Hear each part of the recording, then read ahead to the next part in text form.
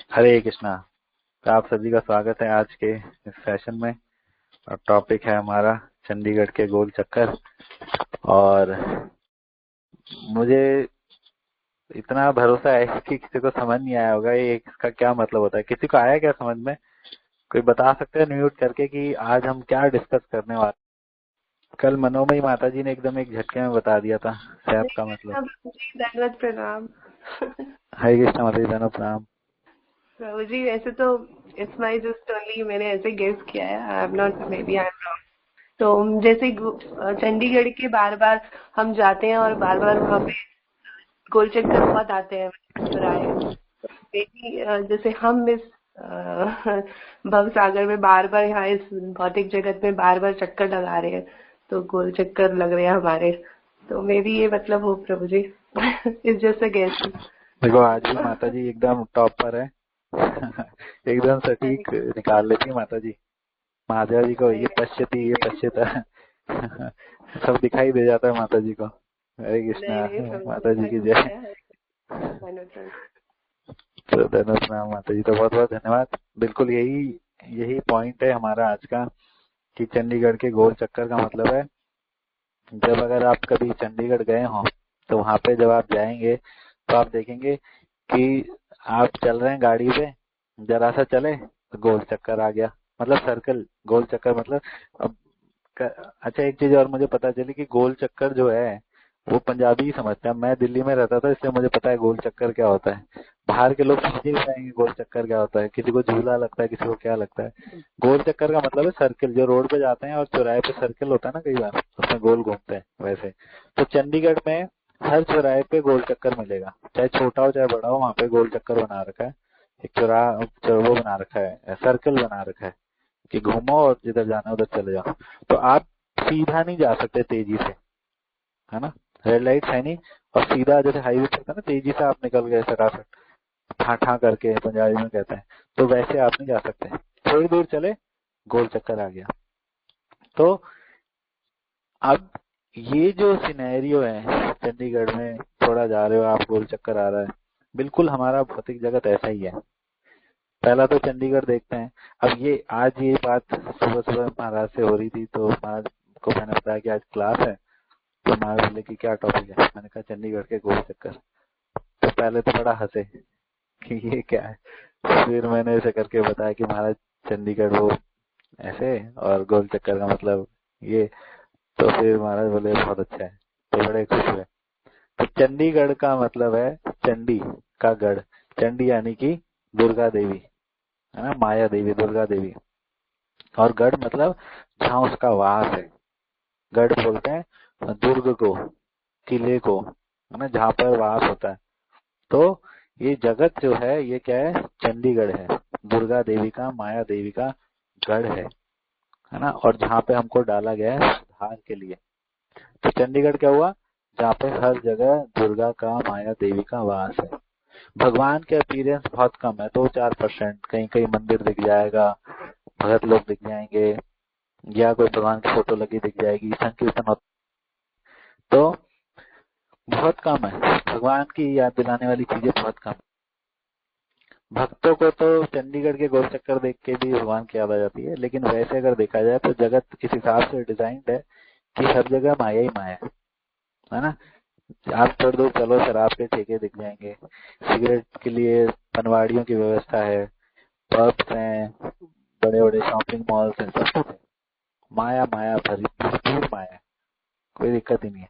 और फिर यहाँ पे गोल चक्कर भी है।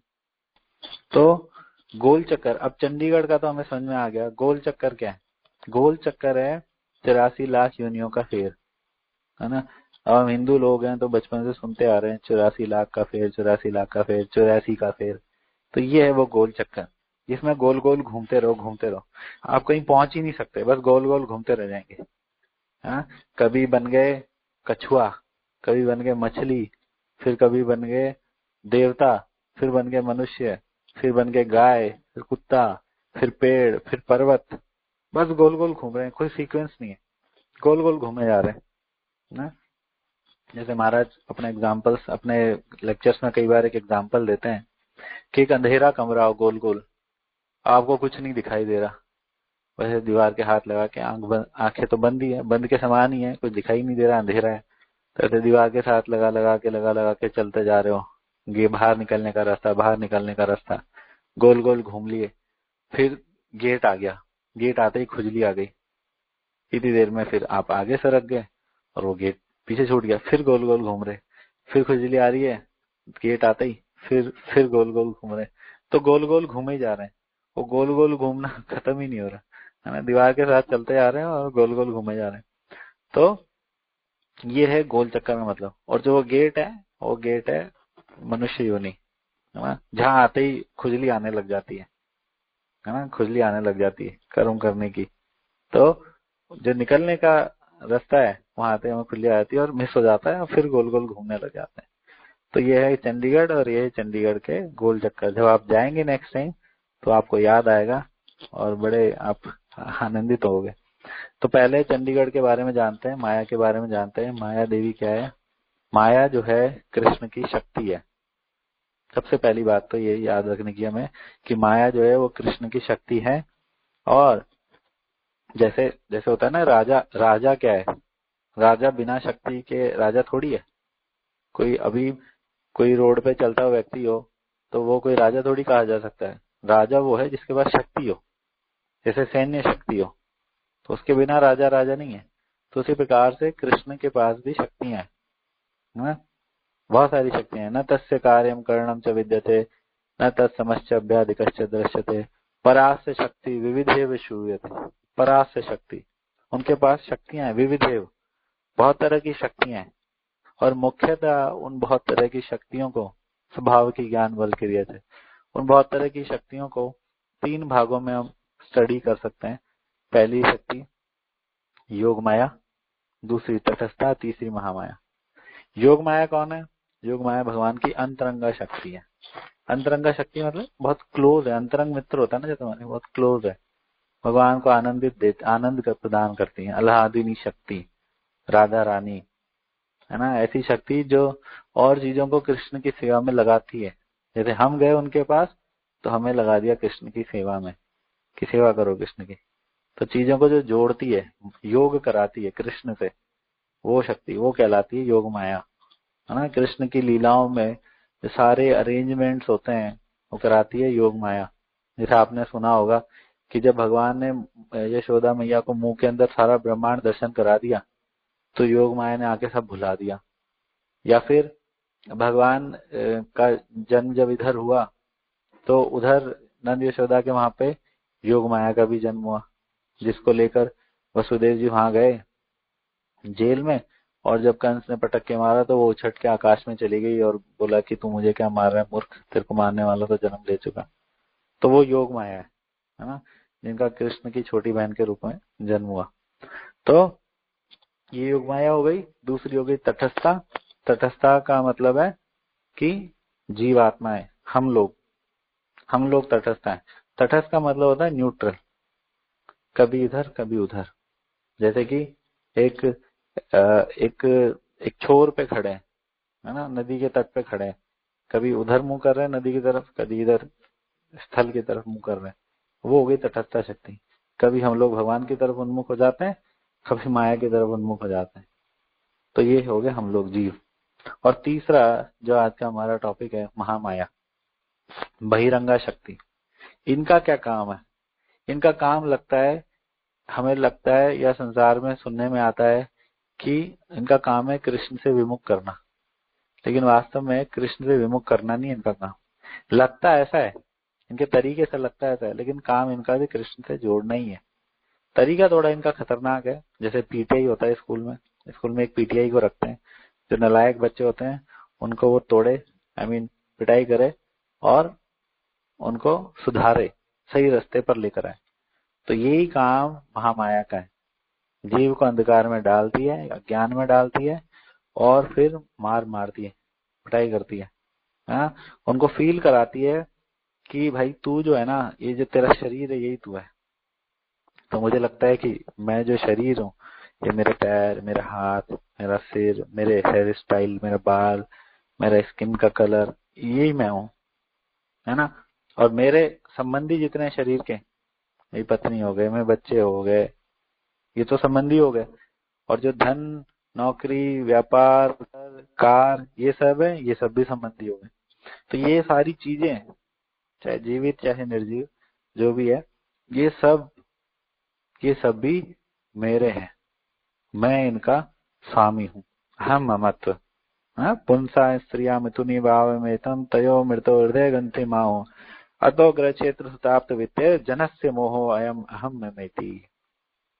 अतो ग्रह क्षेत्र सुताप्त वित्तेर, घर, क्षेत्र, जमीन, सुत, पुत्र, वित्तेर, धन। तो घर में आ गया पत्नी, बच्चे, धन, आपका जमीन, सब कुछ को क्या लगता है, जनस्य मोह अहम ममेति। तो माया ऐसा मोह करवा देती है, मोह का मतलब होता है भ्रम, भ्रम करवा देती है कि ये मैं हूं और ये सब मेरे हैं, इस सब का स्वामी मैं हूं। स्त्री, घर, परिवार, नौकरी, व्यापार, बच्चे और मेरी कार, मेरा बंगला, एवरीथिंग बिलोंग्स टू मी, सबका स्वामी मैं हूं, है ना। ऐसा वो हमें फील करा देती है, लेकिन ऐसा नहीं है, ऐसा नहीं है, ये झूठ है। झूठ इसलिए क्योंकि अगर आप माया का शाब्दिक अर्थ देखो, माया का शाब्दिक अर्थ देखो तो माया का शाब्दिक अर्थ होता है माँ यानी नहीं और यानी यह। तो माया का शाब्दिक अर्थ होता है माँ यानी नहीं, या यानी यह। जो नहीं है, जो रियल नहीं है, वो है माया ना। कृष्ण से सेपरेट जो है, कृष्ण से अलग जो है, वो है माया। जो हम कृष्ण से दूर करने का प्रयास करते हैं, जो अपने भोग में लगाने का प्रयास करते हैं, वो है माया। तो ये माया है सब।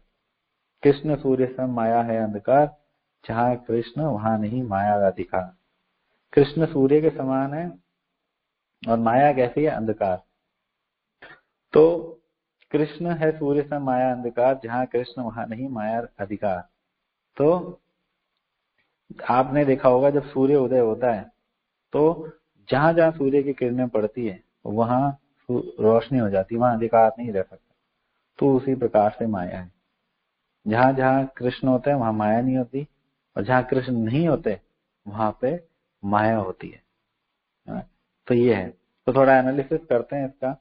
तो एनालिसिस करने पे माया की मार, गुरु महाराज की सुंदर पुस्तक है, उसमें पता चलता है कि दो तरह की माया होती है। एक तो होती है जीव माया, एक होती है गुण माया। जीव माया दो तरह की होती है। अब फिर से मैं रिकैप कर देता हूँ कि माया जब हम डिस्कस करने चले थे तो हमने पहले शक्ति की बात करी थी कि भगवान की 3 प्रकार की शक्तियां होती है, मेनली 3 प्रकार की होती है। पहली है योग माया, अलादनी शक्ति, या सिंपल आप राधा रानी नाम से याद रखो। दूसरी है तटस्थता, जो कि जीव हम लोग हैं। तीसरी आप ये है माया, महामाया। और महामाया है 2 प्रकार की, जीव माया, गुण माया। अब ये जो जीव माया है ये भी 2 प्रकार की है। आप लोग एक बार कंफ्यूज हो रहे हो तो माया की माया पुस्तक में देखिएगा, आपको फ्लो चार्ट समझ में आ जाएगा। तो जीव माया 2 प्रकार की है। पहली है आवरणात्मिका और दूसरी विक्षेपात्मिका। इन दोनों के सिमिलर से ही काम है लेकिन अलग अलग है। आवरणात्मिका शक्ति का क्या काम है, आवरणात्मिका जो माया होती है उसका क्या कार्य है कि आवरण कर देती है। आवरण मतलब ढकना। आवरण जो करती है वो माया है आवरणात्मिका, ये ढक देती है। जैसे कई बार होता है ना, सूर्य को आके बादल ढक देते हैं। क्या ये मैं सही बोल रहा हूँ? नहीं, सूर्य को बादल नहीं ढकते। बादल तो बहुत छोटा है, सूर्य तो बहुत ही बड़ा है। बादल हमारी आंख को ढक देते हैं। उसी प्रकार से ये आवरणात्मिका माया हमारी चेतना पे आके आवरण जमा देती है, मोहित कर देती है, ढक देती है उसको। हमारी चेतना, आत्मा क्या है, सच्चिद आनंद। सत यानी होता है ज्ञान, ज्ञान सनातन नहीं, सत यानी होता है सनातन, चित यानी होता है ज्ञान। तो आत्मा को ज्ञान है कि मैं कृष्ण का अंश हूं, मैं कृष्ण का नित्य दास हूं। लेकिन इस चेतना को आवरणात्मिका शक्ति आके ढक देती है। जैसे कि हमारी आंखों को ढक दिया बादलों ने, अब सूर्य दिखाई नहीं दे रहा। तो उसी प्रकार से आवरणात्मिका शक्ति संसार में जितने जीव आके गिरे, जेल में जितने कैदी आए, उन सबकी चेतना को ढक दिया। सारे जीव से ग्रस्त हैं। पूरे दिन हम क्रिया करते हैं, आप देखो कितनी भी हम सारी क्रियाएं करते हैं वो सब इस शरीर के लिए करते हैं, क्योंकि ये चेतना ढक दी गई है कि मैं आत्मा हूँ। हाँ, ये ढक दिया गया है, भुलावा भुलावा दे दिया गया जीव को कि वो आत्मा नहीं है, वो ये शरीर है। और इसीलिए वो सारे दिन जितने कार्य करता है शरीर के लिए करता है, खाना, कमाना, सोना, संतान उत्पत्ति, आमोद प्रमोद, सारी क्रियाएं केवल और केवल मात्र शरीर के लिए हैं। हाँ? तो इसका मतलब आवरण आत्मिका शक्ति आप देखो कितनी व्याप्त है, कितना अच्छे से काम कर रही है, सर्वव्याप्त हो रखी है। सबको यही कंसेप्शन है कि मैं ये शरीर हूँ। और अगर कोई बोलता भी है कि नहीं मैं नहीं मानता, तो उनकी क्रियाओं से पता चल जाता है कि उसकी सारी क्रियाएं शरीर के लिए ही हैं। तो बहुत गहराई से ढक रखा है ना, अच्छे से ढक रखा है, सबको भुलावे में गिरा रखा है। मैं शरीर हूँ और शरीर से रिलेटेड जितनी चीजें हैं वो सब मेरी हैं। कार मेरी है, किसी ने ठोक दिया तो गोली मार दूंगा। पैसा मेरा है, लॉस लग गया आत्महत्या कर लूंगा, है ना।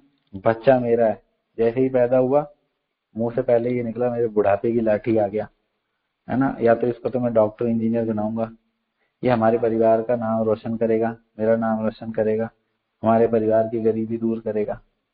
है? तो आवरण आत्मिका ढक रखी है, रियल चेतना को ढक रखा है, बुलावे में डाल रखा है कि तू ये शरीर है और तेरे शरीर से रिलेटेड जो जितने भी हैं सब कुछ है, वो सब कुछ तेरे हैं।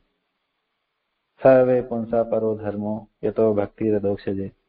वास्तविक चेतना क्या है कि मैं कृष्ण का दास हूं और मुझे उनकी भक्ति करनी है, सेवा करनी है, अधोक्षज की भक्ति सेवा करनी है। लेकिन ये जो आवरणात्मिका माया है ये इस पे चेतना पे ढक देती, पर्दा डाल देती है, और फिर व्यक्ति क्या हो जाता है, ईश्वरो हम भोगी सिद्धो हम बलवान सुखी, कि मैं ही ईश्वर हूँ और मैं ही भोगता हूँ, भोग करने वाला, ये जो सारी चीजें मेरे भोग के लिए हैं, सब कुछ मेरे लिए है, और मैं ही सिद्ध हूँ, मेरे को ही सुखी होना है। तो वो ऐसा भुलावा दे देती है, वास्तविक स्वरूप को, जीव का जो वास्तविक स्वरूप है उसको ढक के और अपने आप को ईश्वर होने का, स्वामी होने का बुलावा देती है। ये आवरणात्मिका शक्ति का कार्य है।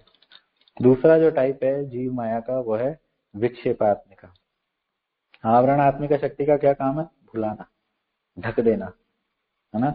और विक्षेपात्मिका शक्ति का क्या काम है, फिर भुला के क्या करना, भुलाने से क्या होगा मात्र, फिर भोग कराना, है ना। वो विक्षेपात्मिका करती है। विक्षेप का मतलब होता है फेंकना, झटक देना। तो ये शक्ति जो है विक्षेपात्मिका माया, ये जीव को अज्ञान में ढकेल देती है कि मुझे इस शरीर का और शरीर के संबंधियों का भोग करना है ना। पत्नी मेरे भोग के लिए, बच्चे मेरी सेवा के लिए, ये मेरा धन ये मेरे भोग के लिए, हाँ, ऐसा करके अज्ञान में धकेल देती है विक्षेपात्मिका माया। हाँ, करनी सेवा है कृष्ण की, लेकिन शरीर के संबंधियों की, माया की जो नहीं है रियल, उनकी सेवा करवाती है। हाँ, इसलिए सिंपल डेफिनेशन क्या है माया की, जो कृष्ण से दूर ले जाए वो ये माया। हमारी इंद्रियां, हमारा मन, इंद्रियों के विषय, शब्द रस रूप शब्द रूप रस गंध स्पर्श, परिवार, धन संपत्ति, ऑफिस नौकरी व्यापार, इनफैक्ट ज्ञान या ऐसा त्याग, ये सारी चीजें जो कृष्ण से दूर करे वो सब माया है। और जब इन्हीं सभी चीजों को, हमारी इंद्रियों को, हमारे मन को, इंद्रियों के विषयों को, परिवार को, धन संपत्ति, ऑफिस नौकरी व्यापार, हमारा ज्ञान या हमारे त्याग, हमारे अंदर वैराग्य है, उन सबको अगर कृष्ण से जोड़ दिया जाए तो वो है कृष्ण भावना। जैसे कि अम्बरीश महाराज ने जोड़ रखा था, सर्वे मन कृष्ण पदारि विंध्यो वाचांसि वैकुंठ गुणानुवर्ण में करो हरे मंदिर मार्जनादिशु श्रुति चकारा सत्कथोदय। बड़ा लंबा सा श्लोक है, श्रीमद् भागवत में आता है कि जितनी इंद्रियां होती हैं सबको अम्बरीश महाराज ने भगवान की सेवा में जोड़ रखा था। देखने में लगेगा कि अम्बरीश महाराज चक्रवर्ती सम्राट है, उनके पास माया ही माया है, माया से घिरे हुए हैं, इतना धन संपत्ति है। लेकिन क्योंकि उन्होंने अपनी समस्त इंद्रियों को, अपने मन को और अपने धन जो भी उनके पास ऐश्वर्य था उसको कृष्ण की सेवा में लगा रखा था, इसलिए वो कृष्ण भावनामृत का एक परफेक्ट एग्जाम्पल है अम्बरीश महाराज, है ना। क्या कह रहे हैं कि आंखें यूज करते थे भगवान के दर्शन के लिए, भगवान के ग्रंथ अध्ययन के लिए, कान यूज करते थे भगवान की कथाओं को सुनने के लिए, नाक यूज करते थे भगवान के चरणों की तुलसी की गंध ग्रहण करने के लिए, ना कि आज जैसे युवा जो चरस गांजा सुनते हैं नाक से, तो नाक का क्या यूज कर रहे हैं, है ना। नाक का यूज होता है भगवान के चरणों की तुलसी सूंघने के लिए, और वो चरस गांजा सूंघने के लिए कर रहे हैं। तो ये है, ये माया है और ये कृष्ण भावनामृत है। टच अपना जो स्किन होती है उसको भक्तों का स्पर्श करने के लिए, उनका आलिंगन करने के लिए, उनकी सेवा करने के लिए, पैरों को भगवत धाम जाने के लिए, वृंदावन धाम, जगन्नाथपुरी धाम, हाथों को मंदिर की सफाई करने के लिए, या और भी विभिन्न विभिन्न सेवाएं करने के लिए, जैसे बुक डिस्ट्रीब्यूशन हो गया या और भी सेवाएं। तो सारी इंद्रियों को, पांचों ज्ञानेंद्रिया, पांचों कर्मेंद्रिया, सबको भगवान की सेवा में लगा के रखते थे, और इसीलिए उनका मन भी 24 घंटे भगवान की सेवा में लगा रहता था। जब हम इंद्रियों को नहीं लगा के रखते भगवान की सेवा में, इंद्रियों का एंगेजमेंट जैसे ही कम होता है सेवा से, मन अपने आप भागने लग जाते हैं इधर उधर। जो लोग कहते हैं कि हमारा मन नहीं लगता, हमारा मन नहीं लगता, हमारा मन इधर उधर भागता रहता है, भोगों में भागता रहता है, हमारा भक्ति में मन नहीं लगता, उनके पास सेवाओं की कमी है।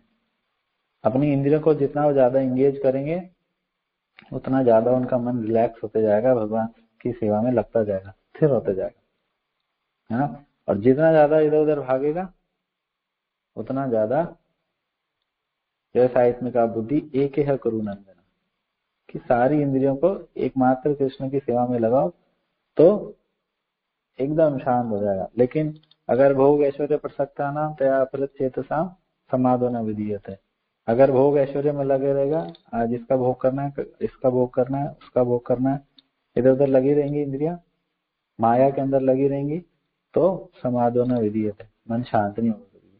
तो ये कृष्ण भावनामृत। तो ये आवरणात्मिका शक्ति थी जो भुलाती है, विक्षेपात्मिका शक्ति थी जो भोग कराने की चेतना देती है कि भोग करें। तो जीव माया के दोनों टाइप थे। अब गुण माया, गुण माया क्या है? गुण माया वास्तव में माया के 3 गुणों को बताती है, सत्य, रज और तम, जिनको हम कई बार डिस्कस कर चुके हैं, बहुत अच्छे से जानते भी हैं। तो सत्य, रज और तम। सत्य का मतलब होता है ज्ञान, सुख, जैसे शांत, सतोगुणी। कई बार लगता है कोई ये व्यक्ति बड़ा सतोगुणी, पूजा पाठ करता है, वैष्णव को दान देता है, सतोगुणी कार्य करता है। रज का अर्थ होता है पैदा करना, रजोगुण मतलब पैदा करना, दौड़ धाम, कमाना, इधर भागना उधर भागना, खूब मेहनत करना, ये रजोगुण। और तमोगुण क्या है? निद्रा, आलस, प्रमाद, सही गलत कुछ पता ही नहीं, क्या सही है क्या गलत, नशा कर रहे हैं, शराब पी रहे हैं, पड़े हुए हैं, फिर हैंगओवर हो रहा है, सुबह 10 बजे तक पड़े हुए हैं, ये है तमोगुण। तो ये तीनों गुणों से मिलके बनती है गुण माया, और ये जीव को भरमाती रहती है। सारी एक्टिविटी जितनी हम करते हैं दिन भर में, इन गुणों के संपर्क के कारण ही करते हैं। रात को तमोगुण हैवी होता है, प्रकृति में तमोगुण की मात्रा होती है जबरदस्त, तो नींद आ जाती है एकदम, कितनी कोशिश कर ले लेकिन नींद आ जाती है, सो जाते हैं। और सुबह सतोगुण जैसे ही होता है 7 बजे सूर्योदय के साथ, तो तुरंत नींद खुल भी जाती है, सोया नहीं जाता। वो अब हमने दिनचर्या खराब कर ली, उस वजह से कई लोगों का गड़बड़ हो जाता है, लेकिन आइडियली ऐसा है। रजोगुण में मन करता है ऑफिस जाएं, काम करें, ये करें वो करें, है ना, खाएं या कुछ कुछ भोग करें, तो ऐसा, तो ये प्रकृति के तीनों गुणों के हिसाब से प्रकृति जीव को चलायमान रखती है। तो भगवान कहते हैं भगवत गीता में, देवी ऐसा गुणमयी मम माया दुरत्या मामे ये प्रपद्यन्ते माया मेताम तरन्ति ते। तो जब इन तीनों गुणों में से जिस भी गुण में हम स्थित है, जो भी समय है, जो उन सभी गुण हावी है, सब में अगर हम कृष्ण की सेवा में लग रहे हैं, कृष्ण का चिंतन कर रहे हैं या उनकी सेवा कर रहे हैं, तो वो कृष्ण भावनामृत बन जाता है। अदरवाइज हम इन माया के 3 गुणों से बंध जाते हैं और फिर मार खाते हैं। जैसे सतोगुण है, सतोगुण में तो बहुत ईजी है, सुबह का समय है, मन शांत रहता ही है, समय भी अनुकूल है, तो माला उठा के माला करने लगे। रजोगुण है, अब रजोगुण को भी हम भगवान की सेवा में लगा सकते हैं। जैसे वानरों ने लगाया। वानर बड़े रजोगुणी होते हैं, बहुत उछल कूद करते हैं, कभी स्थिर नहीं रहता वानर, लेकिन सब वानरों ने भगवान राम की सेवा करी। अर्जुन ने क्रोध भी एक रजोगुण का प्रतीक है, तो अर्जुन ने क्रोध को भगवान की सेवा में लगाया, है ना। कुरुक्षेत्र का युद्ध क्रोध से ही तो किया। तमोगुण है, हम सोते हैं, तो तमोगुण को भी हम लगा सकते हैं टू सम एक्सटेंट, कि जब हम सोते हैं तो इस चेतना के साथ सोते हैं कि सुबह जल्दी उठना है और भगवान की सेवा करनी है, ताकि बॉडी, हम सोते हैं ताकि बॉडी ठीक से सुचारू रूप से अपना कार्य करती रहे। तो तीनों गुणों को जब हम सेवा में लगाते हैं भगवान की, तो कृष्ण भावना में तो जाता है, उसको सेपरेट करते हैं, है ना, अपनी अपनी इंद्रियों की दृष्टि में यूज करते हैं तीनों गुणों को, तो फिर वो माया हो जाता है। कृष्ण बहिर्मुख जीव भोग वांछा करे, निकटस्थ माया तारे झापोटिया धरे। जैसे ही जीव भोग वांछा करता है इन तीनों गुणों के अंदर, वैसे ही माया उसको तुरंत झपट लेती, एकदम झपट लेती, माया के चंगुल में फंस जाता है और फिर उसकी पिटाई लगती है। जैसे ही भोग वांछा करी, शराब पीनी है, माया ने तुरंत झपट लिया, अब शराब पी, बाद में फिर पिटाई लगेगी, लीवर खराब होएगा या हैंगओवर रहेगा। हाँ, तो ऐसे अनेकों एग्जाम्पल्स हैं। अब यहाँ पे एक प्रश्न उठता है कि माया वैसे तो कृष्ण की शक्ति है, लेकिन ऐसा कैसे कि बिल्कुल अलग रहती है, जहाँ कृष्ण है वहाँ माया नहीं, और जहाँ माया है और जहाँ कृष्ण नहीं है वहां पे माया है, तो ऐसा क्यों? तो इसका आंसर एक सिंपल एक एनालॉजी से समझ सकते हैं, जो कि हमारा आचार्य देते हैं, कि जैसे सूर्य की जो प्रतिबिंब है, शेडो है, वो एक जलाशय में, एक तालाब में बन रही है, कई बार आपने देखा होगा, है दोनों अलग अलग, बहुत डिफरेंस है। वो सूर्य कहाँ है और यहाँ पे शेडो कहाँ पर, यहाँ पर, है ना। लेकिन शेडो की जो एग्जिस्टेंस है वो सूर्य के एग्जिस्टेंस पर डिपेंड करती है। सूर्य शाम को अस्त हो जाएगा तो यहाँ दिखना भी बंद हो जाएगा। तो उसी प्रकार से माया है कृष्ण की शक्ति, कृष्ण की इच्छा अनुसार ही संसार में काम कर रही है ना। और हम बोलते भी क्या है कि जहाँ पर कृष्ण है वहां माया नहीं रह सकती। तो ये है। अब आते हैं गोल चक्कर पे। गोल चक्कर हमने डिस्कस कर ही लिया। संसार में 84 लाख योनियां है। गोल चक्कर है, कभी पक्षी, कभी पशु, कभी मनुष्य, कभी वृक्ष, कभी पर्वत, कभी देवता, कभी कीड़े। तो ये 84 लाख योनियां हैं। और इनका पद्म पुराण में बहुत सुंदर एक श्लोक आता है, जलजा नव लक्षाणी स्थावरा लक्ष्मीशति कृमयो रुद्र संख्या का पक्षिणाम 10 लक्षणम 63 लक्षाणी पशु चतुर्लक्षाणी मानवा। तो टोटल यहाँ पे कर दिया कि 9 लाख प्रकार के जलचर, जल में रहने वाले जीव कितने प्रकार के? 9 लाख प्रकार के। और थल पर रहने वाले जीव कितने? 10 लाख प्रकार के। स्थावरा लक्ष्मी 20 लाख प्रकार के, है ना। और कृमि और रुद्र संख्या का, कृमि जो कीट होते हैं, कीड़े होते हैं, वो 11 लाख प्रकार के। पक्षिणाम 10 लक्षणम, पक्षी 10 लाख प्रकार के। 63 लक्षाणी पशु है, 30 लाख प्रकार के पशु, और 4 लाख प्रकार के मानव। तो ये हो गई 84 लाख योनियां। तो बहुत ऑप्शन है, बहुत वेराइटी है ना। हर एक इच्छा और कर्म के कॉम्बिनेशन के लिए भगवान ने एक वैरायटी बना रखी है, हर एक इच्छा और कर्म के कॉम्बिनेशन के लिए। कि जैसे जैसे अभी मैं एक वेडिंग में गए हम लोग, तो मेरी वाइफ के कजिन की वेडिंग थी, तो एक दूसरा कजिन और था, तो उससे बात चल रही थी, तो वो बोलता है चाय लेंगे आप? मैं कहा नहीं जी। बोले आप लोग तो बिल्कुल सादा जीवन हो गया हो। मैंने कहा हाँ, तो देखो अपना तो ऐसा है। फिर उसने बोला अपना तो ऐसा है कि वीक में जब तक 3-4 बार नॉनवेज ना खा ले, मटन चिकन ना खा ले, चैन नहीं पड़ता, हमें तो चाहिए। तो मटन चिकन में आ सकती है इच्छाएं, है ना, और इच्छाओं की वजह से खाते हैं मटन चिकन। तो भगवान ने व्यवस्था बना रखी है कि बेटा अगले जन्म में तेरे को शेर बना दूंगा, जम के खा मटन चिकन। मटन चिकन क्या, वहां पे तो और भी वैरायटी है, जंगल में तो बहुत वैरायटी है, खूब खा जम के, जब मन करे, जिसको मन करे खा। तो ये भगवान की कृपा है, हमारी इच्छाओं की पूर्ति करते हैं भगवान इस प्रकार से। तो ये भगवान की कृपा है। कर्मणा देव नेत्रेण जंतुर्देह उपपत्ते श्री उदर प्रविष्टा पुंसा रेत कणाशय। कि कर्मणा, कर्मों के अनुसार हमारी इच्छा ही हमारी कर्म बनती है। थिंकिंग, विलिंग, एक्टिंग, जैसी इच्छा होगी वैसा मनुष्य कर्म करेगा। कहता है ना, हम तो अपने मन के मालिक हैं जी, जहां मन करता है, जो इच्छा करती है वो करते हैं, वहां जाते हैं। हाँ, तो कर्मों के अनुसार लोग कार्य करते हैं और उसी के अनुसार उनको अगली योनि मिल जाती है। स्त्रिया उदर प्रविष्टा पुंसा रेत कणाशय। भगवान ऐसा अरेंजमेंट करते हैं, देव नेत्रेण का मतलब है भगवान अरेंजमेंट करते हैं कि अगर आपकी बहुत मांस खाने की इच्छा है तो आप एक नर शेर के माध्यम से मादा शेर के घर में स्थापित हो जाओ। स्त्रिया उदर प्रविष्टा पुंसा रेत कणाशय। ये भगवान व्यवस्था कर रहे हैं कि नर शेर से हमें एक मादा शेर में ट्रांसफर कर रहे हैं और फिर शेर के रूप में उस व्यक्ति का जन्म हो रहा है ना। ये है वास्तव में रियल साइंस।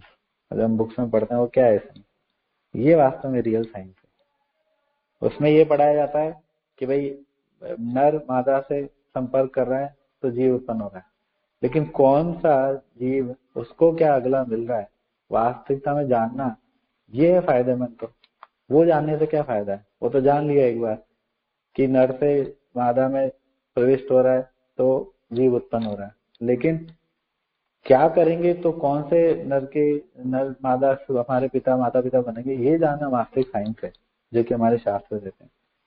तो ये है गोल चक्कर। अपने कर्मों के हिसाब से, अपनी इच्छाओं के हिसाब से इन योनियों में घूमते रहना, ये गोल चक्कर।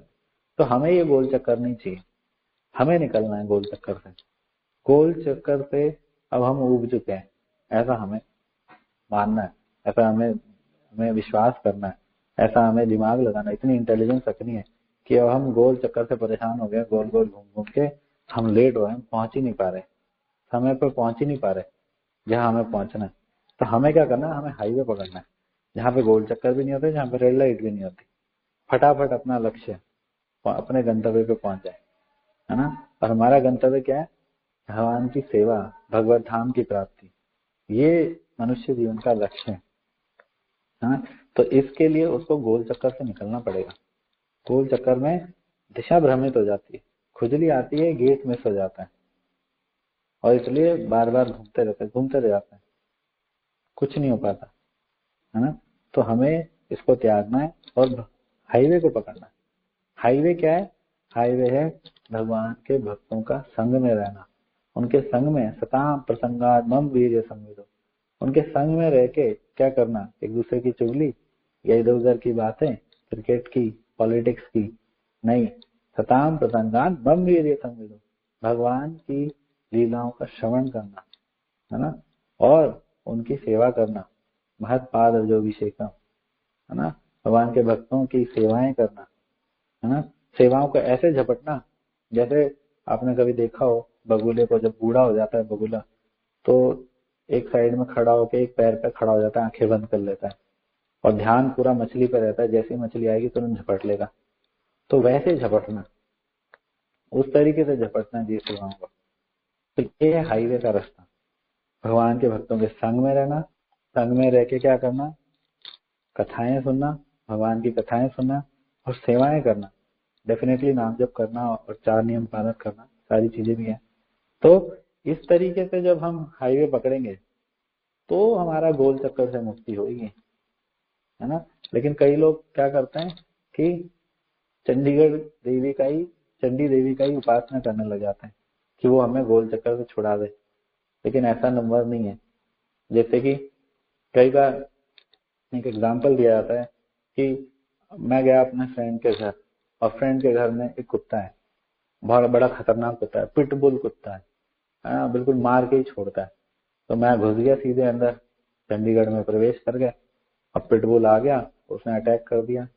अब आप पिटबुल की कितनी उपासना कर लो, कितना उसका नाम जप कर लो पिटबुल का, उसके अगरबत्ती लगा लो, उसके नवरात्रे कर लो, जो मर्जी कर लो, वो नहीं छोड़ेगा, मार के ही छोड़ेगा, प्रसन्न होगा ही नहीं।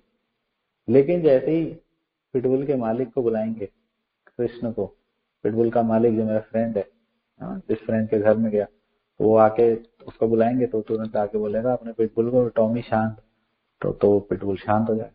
तो वैसे ही जब हम भगवान के शरणागत हो जाएंगे, भगवान के भक्तों के शरणागत हो जाएंगे, मामेव ये प्रपद्यन्ते माया मेताम तरन्ति थे, तो जैसे ही भगवान के भक्तों के शरणागत हो जाएंगे, उनकी आज्ञा का पालन करने लगेंगे, तो दैट मीन्स हमने हाईवे पकड़ लिया, तब माया हमें परेशान नहीं करेगी। लेकिन कई बार अब ये भी प्रश्न आता है कि हम लोग तो शरणागत तो हो चुके हैं, भक्ति में लगे हुए हैं, सेवाएं कर रहे हैं, फिर कैसे दिक्कत आ रही है, फिर माया कैसे नहीं छोड़ रही। तो उसका सॉल्यूशन परेश प्रभु कई बार बताते हैं कि वास्तव में जो भगवान की शरण में आ गया उसको माया नहीं टच कर सकती, उसको माया नहीं पकड़ सकती। लेकिन तब भी उसने माया को अगर एक हाथ से पकड़ा हुआ है, पूरा का पूरा तो कृष्ण के पास है, लेकिन एक हाथ खींच के ऐसे स्ट्रेच आउट करके माया को तभी पकड़ा हुआ है, तो फिर क्या करेगा, तो माया क्या करेगी। तो हमें खुद को छोड़ना पड़ेगा। तो थोड़ी सी दृढ़ता हमें भी रखनी पड़ेगी। दृढ़ चित्वा, भगवान कहते हैं ना अर्जुन को, दृढ़ चित्वा, दृढ़ता से काट दो। तो जितना हमारा ये माया है ना, जितनी हमारी आसक्ति है संसार में, भोगों में, इनको दृढ़ता से काटें। और यही आसक्ति भगवान के भक्तों में, उनकी कथाओं में, उनके नाम जप में, भगवान की सेवाओं में, भक्तों की सेवाओं में हम लगाएं, भक्तों का आज्ञा का पालन करें। तो दैट मीन्स कि हाँ अब हमने हाईवे पकड़ लिया, और दैट इज फॉर श्योर कि हम अपने लक्ष्य पर पहुंच जाएंगे।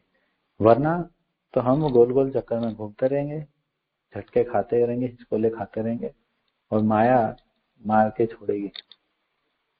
ठीक है, तो समय हो गया है, यहीं इसी के साथ में अपनी वाणी को विराम देता हूँ। हरे कृष्णा। जगद्गुरु श्रील प्रभुपाद की जय, परम करुणामयी श्रील गुरुदेव की जय, आप सभी भक्तों की जय। और यहाँ पे मैं एक गेस्ट परेश प्रभु जी से रिक्वेस्ट करता हूँ कि प्रभु जी आप प्लीज कथा को संपूर्णता प्रदान करें। हरे कृष्णा। हरे कृष्णा गोकुलानंद प्रभु, thank you very much for the divine topic of Chandigarh के गोल चक्कर। तो ये टॉपिक अपने आप में बहुत रेलेवेंस है, क्योंकि ये टॉपिक जब हमने प्लान किया तो बहुत चीजें सामने आई। तो मैंने सोचा कि ये टॉपिक को हम रखे नहीं रखे, लेकिन फाइनली फिर हमने रखा। तो वास्तव में चंडीगढ़ का मतलब है ये चंडी का घर, मतलब माया देवी का घर, और ये गोल चक्कर का मतलब है 84 लाख के चक्कर। ये माया के चक्कर में रहोगे तो 84 लाख के चक्कर में रहोगे। अगर आप में से कोई चंडीगढ़ गया, मुझे पता नहीं, मैं तो बहुत गया हूँ, बहुत टाइम बीता, तो वहां पे रेड लाइट्स नहीं है, वहां पे गोल चक्कर है। तो लेकिन ये गोल चक्कर में फंस सकते हो, क्योंकि लोग सोचते हैं रेड लाइट में फंसते हैं, लेकिन वास्तव में गोल चक्कर में फंसते हैं। तो हमें ना रेड लाइट के चक्कर में फंसना है, ना गोल चक्कर के, हमें हाईवे पकड़ना है जो। और ये जो माया है वो इतनी सुहावनी है, अगर आप चंडीगढ़ जाओ तो बहुत खूबसूरत है, तो आपको अट्रैक्ट कर सकता है और अट्रैक्ट करता भी है। लेकिन हमें क्या है कि हमें चंडीगढ़ में नहीं रहना, मतलब सिटी वाइज नहीं, मतलब हमें इस जगत से निकलकर, माया के जगत से निकलकर भगवत धाम की तरफ जाना है। तो हमें एक हाईवे की जरूरत है। वो हाईवे है भगवान की भक्ति का हाईवे, क्योंकि उस हाईवे में ना कोई गोल चक्कर है, ना कोई रेड लाइट है। आपको क्लीन रोड मिलेगी, स्पीड भी आपकी अच्छी है और रोड भी क्लीन है, तो आप भगवान तक पहुंच सकते हो। तो इसलिए ये टॉपिक बहुत रेलेवेंट है। लेकिन हाँ, हम ऐसा सोच सकते हैं कि इसको मटेरियल दृष्टि से बनाया गया, नहीं, ऐसा नहीं है, मटेरियल दृष्टि से नहीं बनाया गया, इसको स्पिरिचुअल दृष्टि से ही बनाया गया। लेकिन आप लोगों में, हम लोगों को हर मटेरियल चीज को स्पिरिचुअल तरीके से देखना आना चाहिए। और ये मेरे को क्यों इतना रेलेवेंट लगा, इसमें गढ़ जगह आती है, चंडी जहाँ पे एक्सट्रीमिटी हो, एक्सट्रीमिटी, तो इस जगत में एक्सट्रीमिटी है, बहुत ही एक्सट्रीमिटी है हर चीज की, माया की। तो यहाँ चंडीगढ़ गढ़ है, और यहाँ पे फिर हम गोल चक्कर 84 लाख के चक्कर में फंस जाते हैं। तो मैं ऑनेस्टली बताऊं आपको, ये माया इतनी अट्रैक्टिव है कि हमको कभी भगवान के पास आते हुए भी हम माया में रहते हैं। आप समझ रहे हो, फाइनली उन्होंने बोला कि हम माया से निकलना चाहते हैं, हमें पूरा ज्ञान है, लेकिन हम भक्ति करते हैं, भक्ति में करते करते भी हम कई बार माया का ही, भक्ति में भी माया इतनी कहती है, अब तो ये मेरा जो कैंडिडेट है वो तो चला गया, चलो इसको भक्ति में कैसे माया में फंसा जाता है, वो भी एक कॉन्सेप्ट है, कभी लेंगे कि भक्ति में माया में कैसे फंसते हैं। लेकिन हम लोगों को सिर्फ माया से ही नहीं निकलना, हम भक्ति में कई बार हम माया में फंस जाते हैं, डिवोटीज की बात करो तो उससे भी निकलना है। फिर फाइनली हमको हर प्रकार की माया से निकलना है, क्योंकि हमें माया में पड़े रहेंगे तो हम बार बार एक 84 के चक्कर में आएंगे, पुनरअपि जन्म मरणम, बार बार जन्म लेना, बार बार मरना। एक सबसे बुद्धिमान व्यक्ति, भगवत गीता में 5वें अध्याय में भगवान बताते हैं विद्वान कौन है, ठीक है ना, विद्वान कौन है, उसमें बताते सबसे बड़ा विद्वान वो है जो खुद भला चाहता है। हम दाव पे चीजें प्राप्त कर रहे हैं, एक्चुअली हम इस संसार में अपने भजन के दाव पे हर चीज प्राप्त कर रहे हैं, क्योंकि भगवान ने समय दिया, मनुष्य जीवन दिया कि आप इस जन्म में, है ना, दुर्लभ मानुष्य जन्म है, प्रहलाद महाराज बोलते हैं दुर्लभ मानुष्य जन्म ते अपि अर्थदम अध्रुवम अर्थदम, ये शाश्वत नहीं है, लेकिन इसमें अर्थ है। तो क्या अर्थ है प्रहलाद महाराज बता रहे हैं, लेकिन हम वो अर्थ ना निकाल के संसार का भौतिक अर्थ निकालते हैं। तो हम भौतिक अर्थ के दाव पर आध्यात्मिक अर्थ को खेलते हैं, भौतिक अर्थ के दाव पर, क्योंकि हम अपना समय, बहुत समय संसार की वस्तु इकट्ठी करने में लगे हुए, लेकिन फाइनली हम कोई वस्तु साथ नहीं लेकर जाएंगे। इस संसार के भौतिक सुख इकट्ठे करने में लगे हैं, हम कोई सुख साथ लेकर नहीं जाएंगे। और ये सुख और दुख तो आप ऑटोमेटिकली, है ना, इसको करने के लिए क्या कहते हैं, यथा दुख अयत्नतम। ये दुख और सुख अयत्न, बिना मेहनत के मिल रहे। कोई करोड़पति हो गया, पैदा हो रहा है, तो उसको बिना मेहनत के मिल रहा है, कर चुके हो पहले जन्मों में क्या करना था उसके कारण। इसलिए अयत्न, ये चीजें अयत्न तो मिल रही है। तो प्रहलाद महाराज जी बोलते हैं, प्रहलाद महाराज की सुंदर शिक्षाएं हैं। तो हमें ये भौतिक अर्थ के दाव पर, हम आध्यात्मिक अर्थ के दाव पर भौतिक अर्थ प्राप्त कर रहे हैं। तो कितना बड़ा हम जुआ खेल रहे हैं। वास्तव में वो जुआरी नहीं है, मुझे लगता है वो जुआरी तो छोटा जुआरी है, वो मैचों में 1-2 लाख जीतता है, हारता है। लेकिन ये जुआरी जो जीवन को हार रहा है, अपने जीवन के एक एक क्षण को, अपने एक एक घंटों को, मिनटों को जो हार रहा है, वो कितना बड़ा जुआरी है। वो उसका मन नहीं परिवर्तित नहीं हो रहा, उसका मन भगवान में नहीं लग रहा, वो कितना बड़ा जुआरी है इस जगत में। पता नहीं दोबारा अपॉर्चुनिटी मिलती है नहीं मिलती, लेकिन दाव क्या खेल रहा है, भौतिक जगत में वस्तुएं इकट्ठी कर रहा है, भौतिक जगत में प्रशंसा इकट्ठी कर रहा है, भौतिक जगत में मान इकट्ठा कर रहा है, भौतिक जगत में भक्तों से द्वेष इकट्ठा कर रहा है। क्या इकट्ठा कर रहा है वो करना इकट्ठा क्या है। इसलिए दाव बड़ा तगड़ा दाव खेल रहे हैं। तो हमसे बड़ा वास्तव में कोई जुआरी नहीं है जो भौतिक अर्थ के स्टेक पे आध्यात्मिक अर्थ निकाल रहा है। तो यही हमारा, हमको इस चंडीगढ़ के गोल चक्कर में नहीं फंसना। चंडी मतलब माया का गढ़, इसके गोल चक्कर 84 के चक्कर से बाहर निकलना है। हाईवे को चूज करना है, और हाईवे से कहीं पे भी जा सकते हैं। तो better you choose highway rather than the goal चक्कर and the city and the small things. You have to think big, because वो हाईवे से आप कहीं पर भी जा सकते हो, जो आप चॉइस बना सकते हो, कहीं भी जा सकते हो, ठीक है ना। तो वंडरफुल क्लास हो और अच्छा टॉपिक था। ऐसे हम डिवाइन टॉपिक लाते रहेंगे, ठीक है। हरे कृष्णा, दंडवत प्रणाम। हरे कृष्णा प्रभु जी, दंडवत प्रणाम। यस प्रभु जी, वंडरफुल तो अब हुआ है जब आपने सुंदर ऐड किया, बहुत बहुत धन्यवाद प्रभु जी। हरे कृष्णा, दंडवत प्रणाम। तो किसी भक्त का कोई प्रश्न तो हम ले सकते हैं। हरे कृष्णा प्रभु जी, दंडवत प्रणाम। हरे कृष्णा माता जी, दंडवत प्रणाम। प्रभु जी, मेरा क्वेश्चन था, जैसे किसी को भी, जैसे आपने वो शेर वाला एग्जांपल दिया कि नॉनवेज के बारे में, तो हम कहते हैं कि अभी आप इसमें नॉनवेज खाओगे तो अगले जन्म में शेर बनोगे। तो वो कन्विंस नहीं होता, वो कहता है कि अगले जन्म में दिखने में आएगी, अभी तो खाओ। उसको कैसे कन्विंस करें? ऐसी स्थिति में हमें समझ में आता है कि ऐसा व्यक्ति जो है उसका शास्त्रों पे भरोसा नहीं है और बहुत ही ज्यादा वो डूबा हुआ है उसके अंदर। जैसे तमोगुणी व्यक्ति होता है ना, बहुत ही डूबा हुआ होता है नॉनवेज में, शराब में। तो ऐसे व्यक्ति को आप डायरेक्ट मना करेंगे कभी नहीं सुनेगा, वो आपको छोड़ देगा, लेकिन वो उन चीजों को नहीं छोड़ेगा। तो प्रयास करें कि उनको नाम जप करवाएं और उनको प्रसाद ज्यादा से ज्यादा खिलाएं। कुछ छोड़ने के लिए ना कहें, क्योंकि वो डूबा हुआ है, वो नहीं सुनना चाहता आपकी सलाह। तो आप उनको नाम जब ज्यादा करवाएं, उनको क्लासेस में लेकर जाएं, अगर पॉसिबल है तो। क्लासेस मुश्किल होता है ऐसे लोगों के लिए, तो प्रसाद वगैरह कराएं, कीर्तन में ले जाएं। तो ऐसी एक्टिविटीज में उनको एंगेज करने का प्रयास करें। फिर अंदर से अपने आप ये आएगा, उनके अंदर एक एक्सेप्टेबिलिटी बनेगी कि आपकी बात को सुने, समझे।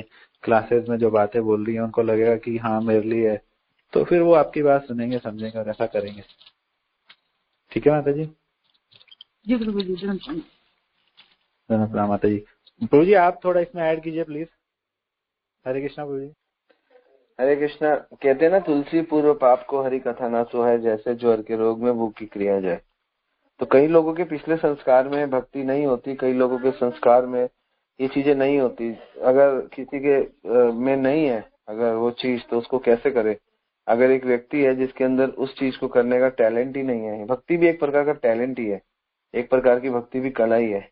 अगर उसमें नहीं है तो ऐसे व्यक्ति को 2 चीजें चाहिए, किसी भी कार्य को 2 चीज। पहला तो सीखना चाहिए, ठीक है ना। अब ऐसे लोगों के साथ प्रॉब्लम क्या है, एक तो उनके पास कला नहीं है और दूसरा वो सीखना भी नहीं चाहते। समझ गए? तो उनके अंदर वो चीज कैसे आएगी। तो ऐसे व्यक्ति को क्या करना चाहिए, उन लोगों के बीच में डाल देना चाहिए कि वो उनको देख देख के, उनके संग में रह रह के धीरे धीरे प्रगति करे।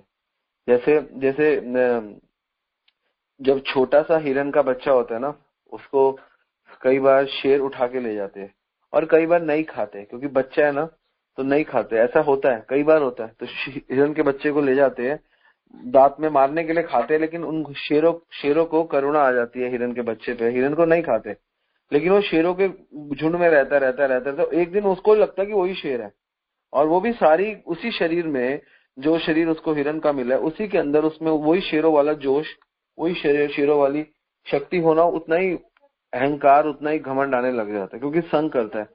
सिमिलरली ऐसे लोगों को आप सिर्फ प्रसाद का संग कराइए और भक्तों का संग कराइए और ट्रिप में लेके जाइए। वो लोगों को अभी उनके पास सुकृति नहीं है, और सुकृति भी नहीं है, और एक सुकृति होती है, सुकृति लेने की इच्छा भी नहीं है, बहुत ही दिक्कत है। तो ऐसे लोगों को आप कोशिश करिए, धीरे धीरे प्रसाद एक ऐसा माध्यम है जो धीरे धीरे इच्छा करेगा चलो भक्तों के संग में रहे, फिर धीरे धीरे इच्छा करेगा चलो भक्तों के संग में घूम ले, फिर धीरे धीरे इच्छा करेगा थोड़ा नाच गा लेते हैं, फिर जाके उसका मन करेगा कि माला कर लेते हैं। जैसे माला करना शुरू करेगा ये सारी चीजें अपने आप छोड़ देगा। ये चीजें तब तक नहीं छूटेंगी जब तक वो भक्तों का संग नहीं करेगा, नाम नहीं लेगा। तो अभी हम अभी तीसरी स्टेज के बारे में सोचते हैं कि उसको छुड़वा दे, लेकिन हमें उसकी पहली स्टेज और दूसरी स्टेज बनानी पड़ेगी उस तीसरी स्टेज पे लाने के लिए। अगर हम फोकस हो जाए इसकी पहली की और दूसरी स्टेज बनाने की, तो जाके तीसरी स्टेज अपने आप बन जाएगी। तो हमें नीचे वाली स्टेज पे काम करना है कि उसकी पहली और दूसरी स्टेज बने, क्योंकि वो हमारा बहुत नियर और डियर है। हम चाहते हैं कि उसका कल्याण हो। तो नीचे की स्टेज पे काम करो, और वो मांसाहार छोड़ दे, वो तीसरी स्टेज है। वो कब छोड़ेगा? जब उसके पास भक्तों का संग होगा। यहाँ पे दुनिया काफी लोग हैं, आप में से बहुत लोग खाते भी होंगे, पहले पीते भी होंगे, लेकिन धीरे धीरे भक्तों के संग में आए तो प्रसाद खाए। ये थोड़ा भक्तों के संग में अगले दिन सबने दारू छोड़ दी, नहीं, ऐसा नहीं होता। अगले दिन किसी ने मांस छोड़ दिया, संग में आया, थोड़ा श्रवण किया, थोड़ा कीर्तन किया, थोड़ा प्रसाद खाया, थोड़ा घूमे, तो फिर धीरे धीरे उन्होंने चीजें पकड़ी पहले, फिर बेकार चीजें छोड़ दी। पहले चीजें पकड़ो फिर बेकार चीजें छोड़ दो, ये तरीका है। तो पहले अच्छी चीजें पकड़ेंगे तो बेकार चीजें छूटेगी। किसी को अगर किसी को कहते ना गंदी आदतें छुड़वानी है, तो पहले अच्छी आदतों की आदत तो डालो, वो लेंगे तो गंदी आदतें छूट जाएगी। अगर आप 1000 रुपए कमाते हो, अगर आपको लाख रुपया कमाने की अपॉर्चुनिटी मिल जाए, तो 1000 रुपए आपके लिए कोई वैल्यू नहीं रखेंगे। हाँ, लेकिन आप 1000 रुपया कमाते हो और आपको 1100 रुपए कमाने के मौका मिले, तो आप 1000 रुपए आपके लिए हमेशा वैल्यू रहेगा। कि 100 रुपए तो बढ़े, क्या फर्क पड़ता है। इसलिए इतना ज्यादा दे दो उनको कि उनके लिए छोटी चीजें खत्म हो जाए, ये है तरीका। तो स्टेप नंबर 3 से पहले स्टेप नंबर 1 और स्टेप नंबर 2 पे काम करो, 3 हो जाएगा। ठीक है, डोंट वरी अबाउट इट। हरे कृष्णा प्रभु जी, धर्म प्रणाम। हरे कृष्णा प्रभु जी, धर्म प्रणाम। हरे कृष्णा प्रभु जी, आपने बड़ी सुंदर क्लास दी। ये सबसे सिंपल टॉपिक बनाया आपने। ये जो भगवत गीता का मतलब यही सिंपल तरीका समझाने का। लोग कहते हैं ना समझ नहीं आती, हमें समझ नहीं आती। तो प्रदेश प्रभु जी और आपने जो डिस्क्राइब किया इतनी सिंपल, मैं भी पढ़ता हूँ तो मुझे भगवत गीता के कुछ समझ नहीं आते। तो ये जो आपने कथा की तो बड़ी सुंदर की। तो जैसे जिस पे हो गुरु और मेंटर कसा, उसे छू भी नहीं सकती माया। आप दोनों चंडीगढ़ का गोल चक्कर कितना अच्छा समझाया। अभी कर लो भक्ति, आगे काम नहीं आने वाली ये काया। तो आप सबने इस सब में ऐड किया है प्रभु जी। हरे कृष्णा, बहुत सुंदर, मैं तो समझ गया। बहुत सुंदर प्रभु जी आपका ये कविता। बहुत बहुत धन्यवाद प्रभु जी। हरे कृष्णा प्रभु जी, आप जैसे, मैं तो कुछ कर ही नहीं रहा था, आप जैसे भक्तों के लिए ये भी काम है, कुछ भी नहीं है ये तो सही में नहीं आने वाली। आपने समझाया भी, जैसे कि भक्ति कर लो, अगला जन्म मिले ना मिले, परेश प्रभु जी भी बताते हैं। तो वाक्य में काम नहीं आने वाली ये काया आगे चलकर, है ना प्रभु जी? यस प्रभु जी, बिल्कुल, डेफिनेटली। हरे नटखट प्रभु, आपने गुण विकसित किया, आपने भक्तों को ग्लोरीफाई किया, ये भी एक गुण है। तो ऐसा गुण विकसित करो। और वाकई में राधा गोकुलानंद प्रभु ने सुंदर कथा ली। तो ये जो ग्लोरिफिकेशन जो है भक्तों की, इससे बड़ी जल्दी शुद्धिकरण होता है। सबसे जल्दी शुद्धिकरण जो 10 साल में माला करने का फल है, वो 2 साल भक्तों की सेवा करने का फल है। ये भक्ति सिद्धांता लिखते हैं। क्यों? क्योंकि वो भगवान के नाम का प्रचार कर रहे हैं, और हम लोग क्या करते हैं, उन्हीं से द्वेष कर लेते हैं। तो हम 10 साल जो काम जो 2 साल में होना था, 10 साल में नाम से होता है और 20 साल में भी नहीं होता। ये तरीका है। तो दिस इज अ गुण यू हैव विकसित, आपने जो डेवलप किए, तो ऐसे करते रहो। और you should glorify the devotee who is taking care of all devotional activities. तो उनके लिए कृतज्ञता होनी चाहिए। कृतज्ञता एक बहुत बड़ा गुण है। आजकल कलयुग में क्या चली गई है, कृतज्ञता चली गई है। माता पिता के प्रति बच्चों की कृतज्ञता नहीं है, भगवान के प्रति बच्चों लोगों की जीव की कृतज्ञता नहीं है। भगवान ने हमें सब कुछ दिया, आपने में दिया, अरे तेरे को 2 आंखें दी, 2 कान दिए, 2 नाक दिए, तेरे को शरीर दिया, तेरे को पानी दे रहे हैं, तेरे को सूर्य दे रहे हैं, तो कृतज्ञता होनी चाहिए भगवान के प्रति। माँ बाप आपने मुझे दिया क्या, अरे तुझे कपड़ा दिया, तुझे पहनने के लिए दिया, तो इसलिए कृतज्ञता बिल्कुल फिनिश हो गई है। जितनी कृतज्ञता खत्म होगी उतने ज्यादा हम कठोर हो जाएंगे, और जितनी ज्यादा हमें कृतज्ञता होगी उतना बड़ा हमारा चरित्र बनेगा। क्योंकि हम लोग क्या करते हैं, हम लोग एक्सपेक्टेशंस में जीवन जीते हैं। तो एक्सपेक्टेशंस पूरी तो होने वाली नहीं है, क्योंकि वो एक्सपेक्टेशंस है ना, उसके अंदर बहुत मुश्किल है किसी की एक्सपेक्टेशन को फुलफिल करना। तो इसलिए हमारे अंदर एटीट्यूड आता है, क्योंकि एक्सपेक्टेशंस एटीट्यूड को जन्म देती है, लेकिन एक्सेप्टेंस करेक्टर चरित्र। आजकल के टाइम में कोई चरित्र की बात ही नहीं करता। आजकल एक्चुअली प्रॉब्लम बच्चों की भी नहीं है, माता पिता भी आज के टाइम में, आजकल हमारा जो पूरा जो सिस्टम है ना, हमारा एजुकेशन सिस्टम सिर्फ धन उपार्जन ही रह गया। कोई कैरेक्टर बिल्डिंग और कुछ, कोई नैतिक मूल्य, कोई मॉरल वैल्यूज कुछ नहीं है। ठीक है ना, हमारा डिवोशन तो बहुत दूर की बात है, मॉरल वैल्यूज ही नहीं है, डिवोशन तो उसका भी नेक्स्ट स्टेप है, तो है ही नहीं। तो ये कृतज्ञता और ये दीनता और ये पवित्रता ये खत्म हो चुकी है। तो इसलिए हम लोग पहले, याद है पहले लोग सरकारी स्कूलों में थे, लेकिन फिर भी लोगों के अंदर ये सारे गुण थे, ये वैल्यूज थी। अब कोई वैल्यूज नहीं है। अब चाहे प्राइवेट स्कूल में पढ़ो चाहे कहीं पढ़ो, लेकिन कोई वैल्यूज नहीं, क्योंकि वैल्यूज पे काम ही नहीं होता। सारा का सारा हमारा साइंस और मैथ्स चल रहा है, बस अकाउंट चल रहा है, और चल क्या रहा है, क्या आएगा इससे हमको, बस धन उपार्जन और कुछ नहीं। और धन उपार्जन करके भी परेशान है। पहले कम उपार्जन करते थे, लेकिन इतने अच्छे गुण थे जीव के अंदर, संतोष है। भगवान बोलते हैं ना भगवत गीता में, संतुष्ट सततम योगी। वास्तव में योगी कौन है, जो संतुष्ट है, संतुष्ट सततम योगी, योगी वास्तव में संतुष्टि है। तो ये सब अच्छे अच्छे गुण केवल आपको गीता भागवत देती है, और कोई नहीं देता। तो इसलिए बहुत सुंदर है कि आप अच्छाई देखना शुरू कर दो, और स्पेशली उन लोगों के लिए जो कृष्ण का गुणगान करें। एक्चुअली मैं कल सुन रहा था, तो मैंने बहुत सुंदर चीज सुनी कि इस संसार में सबसे जल्दी पवित्र होने का रास्ता क्या है। तो कहते हैं कि भगवान के गुण का श्रवण और गुण का कीर्तन करने से हम सबसे जल्दी पवित्र होते हैं। लेकिन उससे भी जल्दी पवित्र होते हैं जो भगवान के भक्त भगवान का श्रवण और कीर्तन करता है। आप उनके गुणों का विख्यान करो, उससे भी जल्दी पवित्र होते हैं। तो पवित्र होते हैं भगवान के नाम और कीर्तन से, उससे भी जल्दी पवित्र होते हैं उन भक्तों के गुणगान से जो भगवान का नाम और कीर्तन का गुणगान करते हैं। तो this is the glories of devotee. क्यों डिवोटी इतना महत्वपूर्ण है, क्योंकि कृष्ण, हम लोग सोचते हैं जगत में सबसे महत्वपूर्ण चीज है डायमंड, लेकिन भगवान कहते हैं कि मेरा भक्त सबसे प्रिय है। क्या है, क्या हम भक्त पराधीन, मैं भक्त के पराधीन हूँ, है ना। और क्या बोलते हैं, निरपेक्ष मुनि शांतम निर्वैरम समदर्शिन अनुव्रताने हम नित्यम। मैं अपने भक्त के पीछे चलता हूँ, पवित्र अग्नि रेणु भी, और उसकी चरणों की अग्नि मतलब धूल को मैं लेके पवित्र होता हूँ। भक्त पद दुली यार भक्त पद जल, भक्त भुक्त अवशेष 3 महाबल। तो इसलिए जो भगवान के नाम का प्रचार करते हैं वो भगवान को बहुत प्रिय है। भगवान गीता में बोलते हैं, न तच अस्मात् मनुष्येषु कंचित प्रिय कीर्ततमा, मुझे इससे प्रिय कोई नहीं। क्यों क्यों क्यों क्योंकि वो धर्म को जिंदा रखे, उन्होंने भगवान को जिंदा रखा है। ठीक है ना, नहीं तो लोग भगवान को मानेंगे ही नहीं। इसलिए तो this is a nice realisation, और इसको मेंटेन रखो। Hare Krishna. Thank you so much प्रभु जी। हरे कृष्णा, प्रणाम। और एक प्रश्न यहाँ पे गीतांजलि माता जी का है। हरे कृष्णा, धन्यवाद प्रभु जी। प्रभु जी, भक्ति में माया कैसे फंसाती है, उसको प्लीज थोड़ा सा ब्रीफ कर दीजिए प्रभु जी, इफ पॉसिबल। भक्ति में माया बहुत तरीके से फंसाती है प्रभु जी, इसको बेटर बता पाएंगे। मैं थोड़ा सा एक बता देता हूँ जितना मुझे समझ में आता है, कि भक्ति में माया ऐसे फंसाती है कि मैं सीनियर हूँ, मैं जूनियर हूँ, मुझे ये सेवा नहीं करनी, सब लोग सेवा करेंगे, है ना, या बस ज्ञान ही ज्ञान लेते रहें, सेवा ना करें, तो ये माया है। मैं बड़ा हूँ, मुझे मान प्रतिष्ठा चाहिए, मेरा प्रॉपर सम्मान होना चाहिए, मान होना चाहिए, मैं पहले भोग में लगाऊंगा। तो इस तरीके की जो भाव आते हैं ये सब माया है। बाकी प्रभु जी इसको बहुत अच्छे से एनालिसिस दे देंगे। हरे कृष्णा प्रभु जी, आप थोड़ा बताइए प्लीज। इस टॉपिक पे हम क्लास लेंगे, ठीक है। लेकिन मैं आपको बता दूं, जो आपने बोली है ये तो बहुत ही अच्छा विचार है, लेकिन लोग इससे पहले ही फंसे हुए।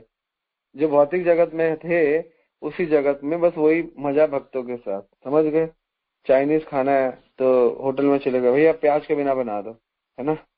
तो वही है, भक्तों के संग में मजा करना, घूमना, वही चीज है जो भौतिक जगत में है। तो वो है सी ग्रेड में। आप तो थोड़ा ऊंचा उठ गए, मान प्रतिष्ठा तो थोड़ा बहुत करके आता है। ये तो वो है कि वही मटेरियल लाइफ था, मटेरियल लाइफ से अभी हम मटेरियल लाइफ में ही जी रहे हैं। लेकिन हम अभी बस ये है कि हमारी चेतना नहीं बदली, हमारी चेतना में कोई विकास नहीं आया। थोड़ा ज्ञान परिवर्तित तो कर रहा है, लेकिन अभी बहुत बदलाव है। इसकी 3 कैटेगरीज है, तीनों पे काम करेंगे, इस पे क्लास लेंगे, मे बी नेक्स्ट वीक लेते हैं। भक्ति में माया, तो भक्ति में क्या माया वो हम चेक कर लेंगे, ठीक है। ओके, थैंक यू प्रभु जी। हरे कृष्णा। और किसी भक्त का कोई क्वेश्चन हो तो ले सकते। हरे कृष्णा, धन्यवाद, प्रणाम प्रभु जी। हरे कृष्णा प्रभु जी, धन्यवाद, प्रणाम। प्रभु जी वंडरफुल क्लास प्रभु जी, बहुत सुंदर क्लास दी आपने। और आपके लेक्चर में आपकी स्माइल, मतलब लग रही थी आपकी स्माइल नजर आ रही थी हमको। आपके लेक्चर स्माइली लेक्चर था आपका। तो प्रभु जी एक प्रश्न है मेरा कि जैसे आपने बताया कि जैसे अगर जीव की इच्छा अगर नॉनवेज खाने की होती है तो उसको अगला जन्म शेरनी के गर्भ में मिलता है ना, वो शेर का बच्चा पैदा होता है और उसको जितना मर्जी है वो अपनी इच्छा वही करता है नॉनवेज खाने की।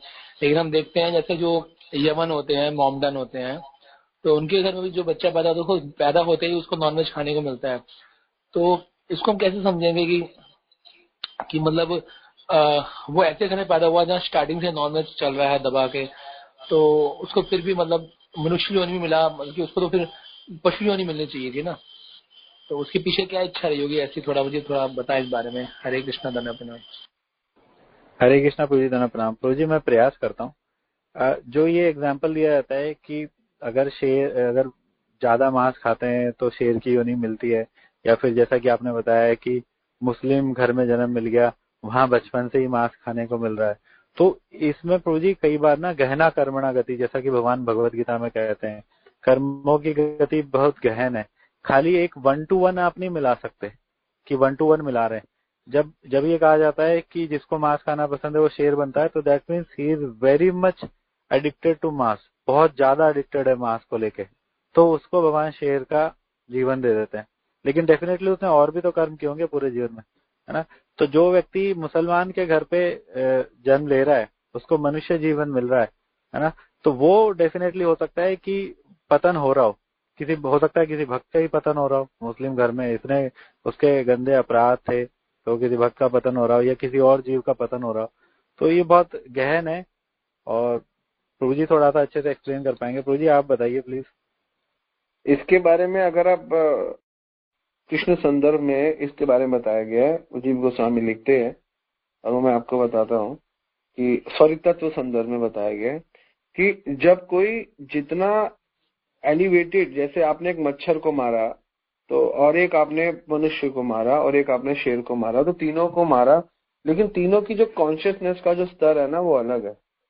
तो जिसका कॉन्शियसनेस का स्तर जितना महत्वपूर्ण होता है उसका उतना बड़ा उसको वो मिलती है, सजा मिलती है, ठीक है ना। सिमिलरली मनुष्य में भी कई प्रकार के मनुष्य है। अब आप अपराध तो बहुतों का करते हो, तो केवल वैष्णव अपराध ही क्यों महान है? क्योंकि वैष्णव का स्तर बड़ा है, गुरु का अपराध वैष्णव से भी बड़ा है, और कृष्ण का अपराध सबसे बड़ा है। तो जिनके अपराध बड़े होते रहते हैं उनको ऐसे ऐसे यूनियन डिजाइन होती है पापों की। तो इसलिए जो लोग भगवान को मानते हैं लेकिन छोटे जीवों के प्रति अपराध करते हैं, लेकिन भगवान में आस्था है, तो ऐसे लोगों को भगवान इन योनियों में डालते हैं, क्योंकि उन्होंने छोटे छोटे योनियों को छोटे छोटे करी। जैसे आपने कभी कोई मच्छर मार दिया तो आपने ये कर दिया, तो लेकिन आपने अभी उसका जिसको मारा उसका जो चेतना का स्तर है, उसकी चेतना कैसे डिजाइन होती है, उसकी आध्यात्मिक चेतना का स्तर। तो चेतना का आध्यात्मिक, इसलिए जो व्यक्ति वैष्णवों को, भक्तों को ज्यादा तंग करता है वो अधम हो जाता है, उसको अधम कह देते हैं। तो उन लोगों को अधम से अधम योनियां मिलती है। लेकिन जो वैष्णव के प्रति बहुत सम्मान रखता है, लेकिन अपने पुराने कर्मों के मुताबिक, ये पूरा का पूरा तत्व संदर्भ में एक चैप्टर है जो जीव गोस्वामी लिखते हैं। अगर आपका वैष्णव के प्रति आप बहुत प्रेमी हो, लेकिन आपको शौक है कि आप कभी कभी कुछ खा लेते हो, आपको उसके शाम के छोले भटूरे अच्छे लगते हैं ना, अब जाके खा रहे हो, उसमें प्याज है यार, वो मेरे से कंट्रोल नहीं होता, मैं क्या करूं। डिवोटी नहीं हो, आपने दीक्षा नहीं ली और आप अच्छे सनातन धर्म में आपका जन्म हुआ, आप नॉनवेज नहीं खाते हो, लेकिन आप किसी भक्त के संग में भी, और भक्त आपको कहता भी है कि प्रभु आपको अगर दीक्षा लेनी है तो ये है, लेकिन वो कहता है अच्छा ठीक है, उस बात को सीरियस नहीं है, लेकिन वो भगवान को लेके सीरियस है, लेकिन उसके पुराने जो स्वाद है, उसका जो स्वभाव है वो उसके बीच में आ रहा है। तो ऐसे जीवों की गति होती है। अभी जो मुस्लिम्स है और जो शेर है उसमें क्या फर्क है, जो शेर की वृत्ति में आ रहा है, जो मुस्लिम्स की वृत्ति में आ रहा है, वो मनुष्य योनि मिल रही है, क्योंकि उसका चेतना का स्तर कहीं ना कहीं भगवान को निराकार मानना था, लेकिन पुराने शौक भी थे, और शौक भी अच्छे थे, ऐसा नहीं था कम थे, शौक भी थे, प्रॉपर थे। लेकिन एक था बिल्कुल नास्तिक, कोई भी मिल जाए खा लूंगा, मैं गाय खा लूंगा, मैं कुत्ता खा लूंगा, मैं गधा खा लूंगा, आपको मिलेगा खाऊंगा, जो चाइनीज चुनीज, तो कुछ भी चलेगा। तो ऐसे लोगों के लिए बात हो रही है, लेकिन जिनका भगवान में स्तर है, जो फिर भी डिवोटी, मैं ऐसे कई मुस्लिम्स को जानता हूँ जो हमारे नोन टू है, क्योंकि मेरा जन्म पुरानी दिल्ली में हुआ और वहां पर हमारे बहुत सारे नोन्स थे जो हमको जानते थे, क्योंकि हम पुरानी दिल्ली में, मेरा काफी अपब्रिंगिंग हुई, मैं 17 साल वहीं रहा, तो उनके साथ व्यवहार भी था, तो उनके यहाँ शादियां भी होती थी, हम नहीं मतलब मेरी फैमिली जाती थी, हम लोग उस समय डिवोटी नहीं थे, तो वो अलग से अरेंजमेंट करते थे हिंदुओं के लिए, अलग से प्याज वाला खाना लेकिन अलग, और जो मुस्लिम था उनके लिए अलग, और बड़ा आदर सम्मान करते थे, और ये तक बोलते थे, मुझे याद है कि भाई साहब आपका जिनसे बनवाया है वो बनाने वाला भी वैष्णवी है, मतलब वो भी नॉन वेज नहीं बनाता, हमने ऐसा बनवाया, ऐसा चलता था। और ये अभी से नहीं, पाकिस्तान से भी चल रहा है, आज भी पाकिस्तान में भी चलता है।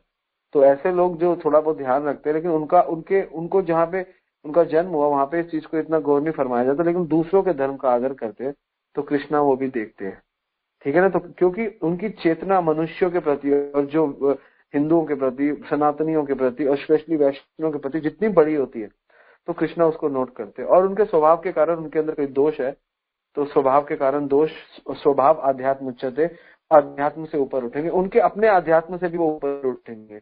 अगर वो 5 टाइम की नमाज पढ़ेंगे और बेशक पुराने स्वभाव के कारण कोई गलत भी खाएंगे, तो भी अगले जीवन में उनको अवसर मिलेगा, क्योंकि उनके जो भी शौक है वो कई जन्मों से बने हैं, लेकिन वो स्वभाव अध्यात्म उच्च थे। इसलिए जो अच्छे तरीके की नमाज में ऐसे, और आपको मैं बताऊं, मैं 1-2 मुस्लिम को जानता हूँ जो नॉनवेज नहीं खाते, ऐसे भी लोग हैं जो खाते ही नहीं है, कहते नहीं हमें अच्छा नहीं लगता, तो ऐसे भी लोग हैं, ऐसा नहीं है कि हर तरीके के लोग हैं। तो धीरे धीरे जो आप किसी भी रिलीजन को, चाहे वो कोई भी धर्म है, अगर सही तरीके से फॉलो करो और करो, तो आपकी उसमें ही प्रगति होती है, और धीरे धीरे आप वैष्णविज्म तक पहुंच सकते हो। तो उनके पास अपॉर्चुनिटी है। रसखान तो मुस्लिम थे, वो भगवान का ठाकुर जी का जूता बनाने गए, है ना, तो वो एक, उनको भी भगवान ने अपना परम भक्त बनाया। ताज मोहम्मद, जो राजा मदन मोहन करौली में मुस्लिम थे, ताज मोहम्मद, वो मंदिर के बाहर ही बैठे रहते थे, उन्हें अंदर जाने की परमिशन नहीं थी, भगवान मदन मोहन उनके लिए बाहर आए। तो ऐसे ऐसे भक्त है।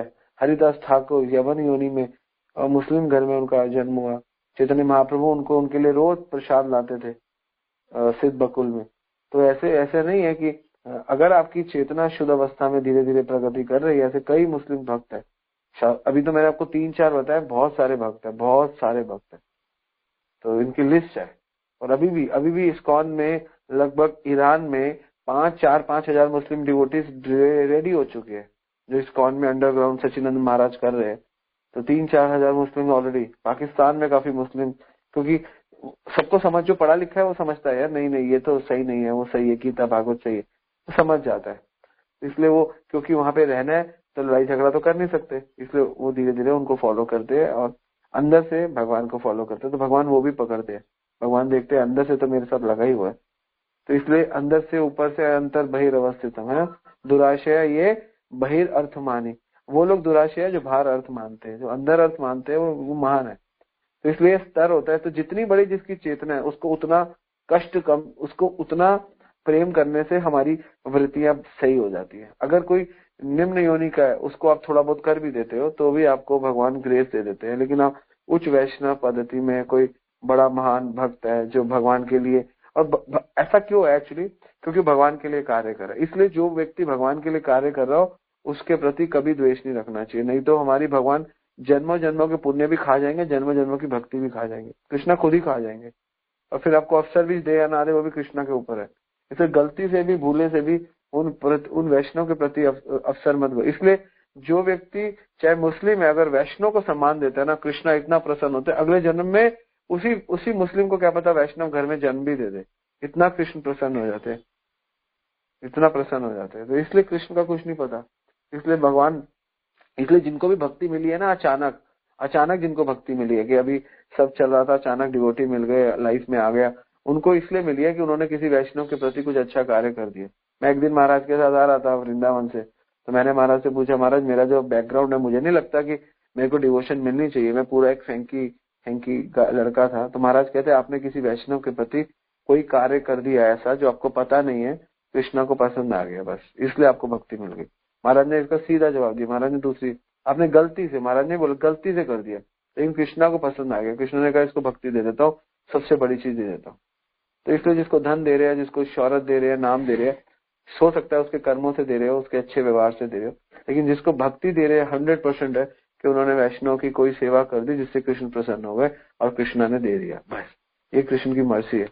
इसलिए वैष्णव सेवा से ही कृष्ण सब कुछ देते हैं जगत में, जिसको भी जो देना है, और कुछ नहीं देते। प्रहलाद महाराज बोल रहे हैं कि जो भी आप पे मति लगाता है उसकी मति क्योंकि इस जगत में लगी हुई है, इस जगत को स्पर्श करता है, इसलिए वो कभी भगवान की मति में नहीं, भगवान के चरण कमल नहीं प्राप्त कर सकता।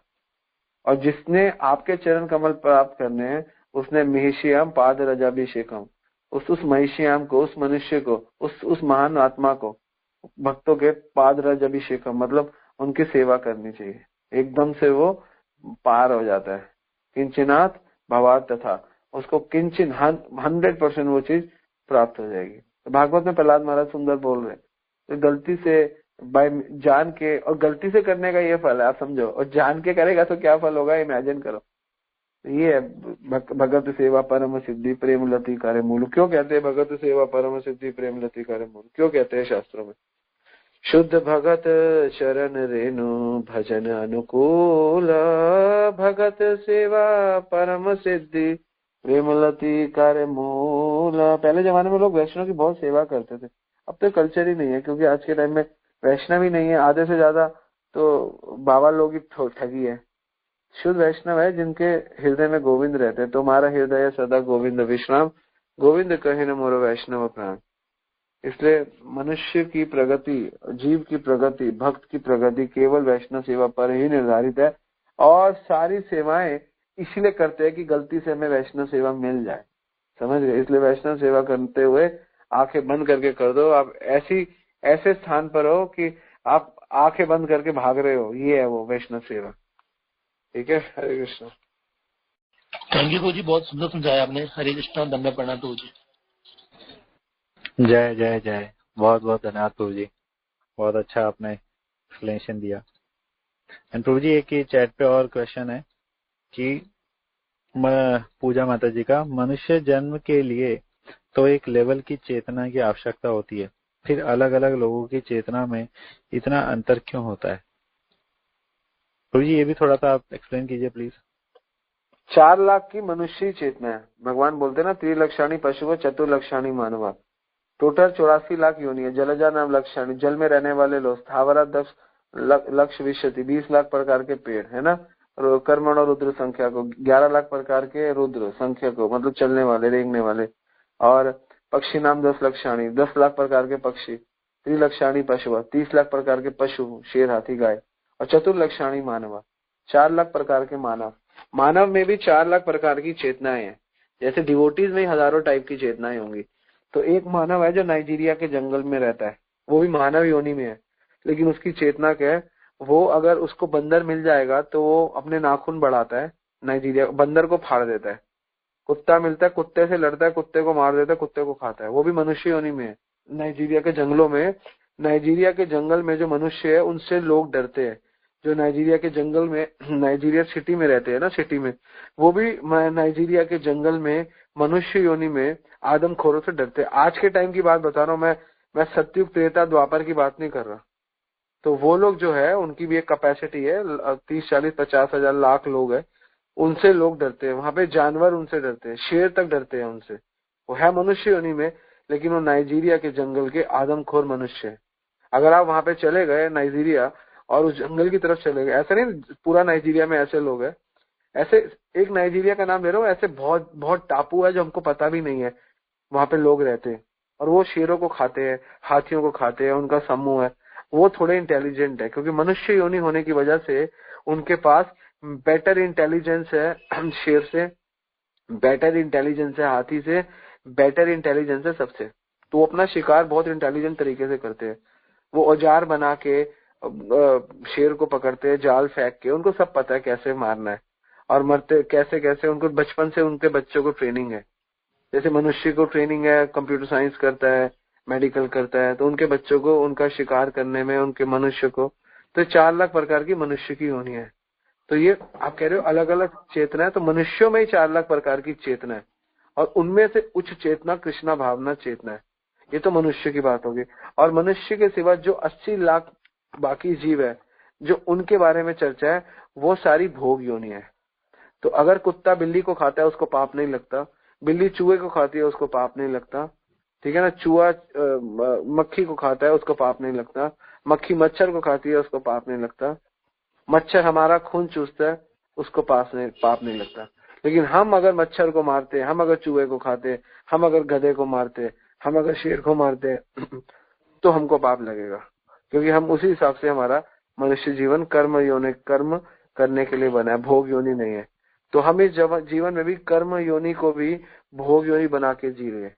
तो मनुष्य जीवन में भोग उतना ही करो जितना कृष्णा आपको स्वतः प्रेम से दे दे, अच्छी तरीके से दे दे।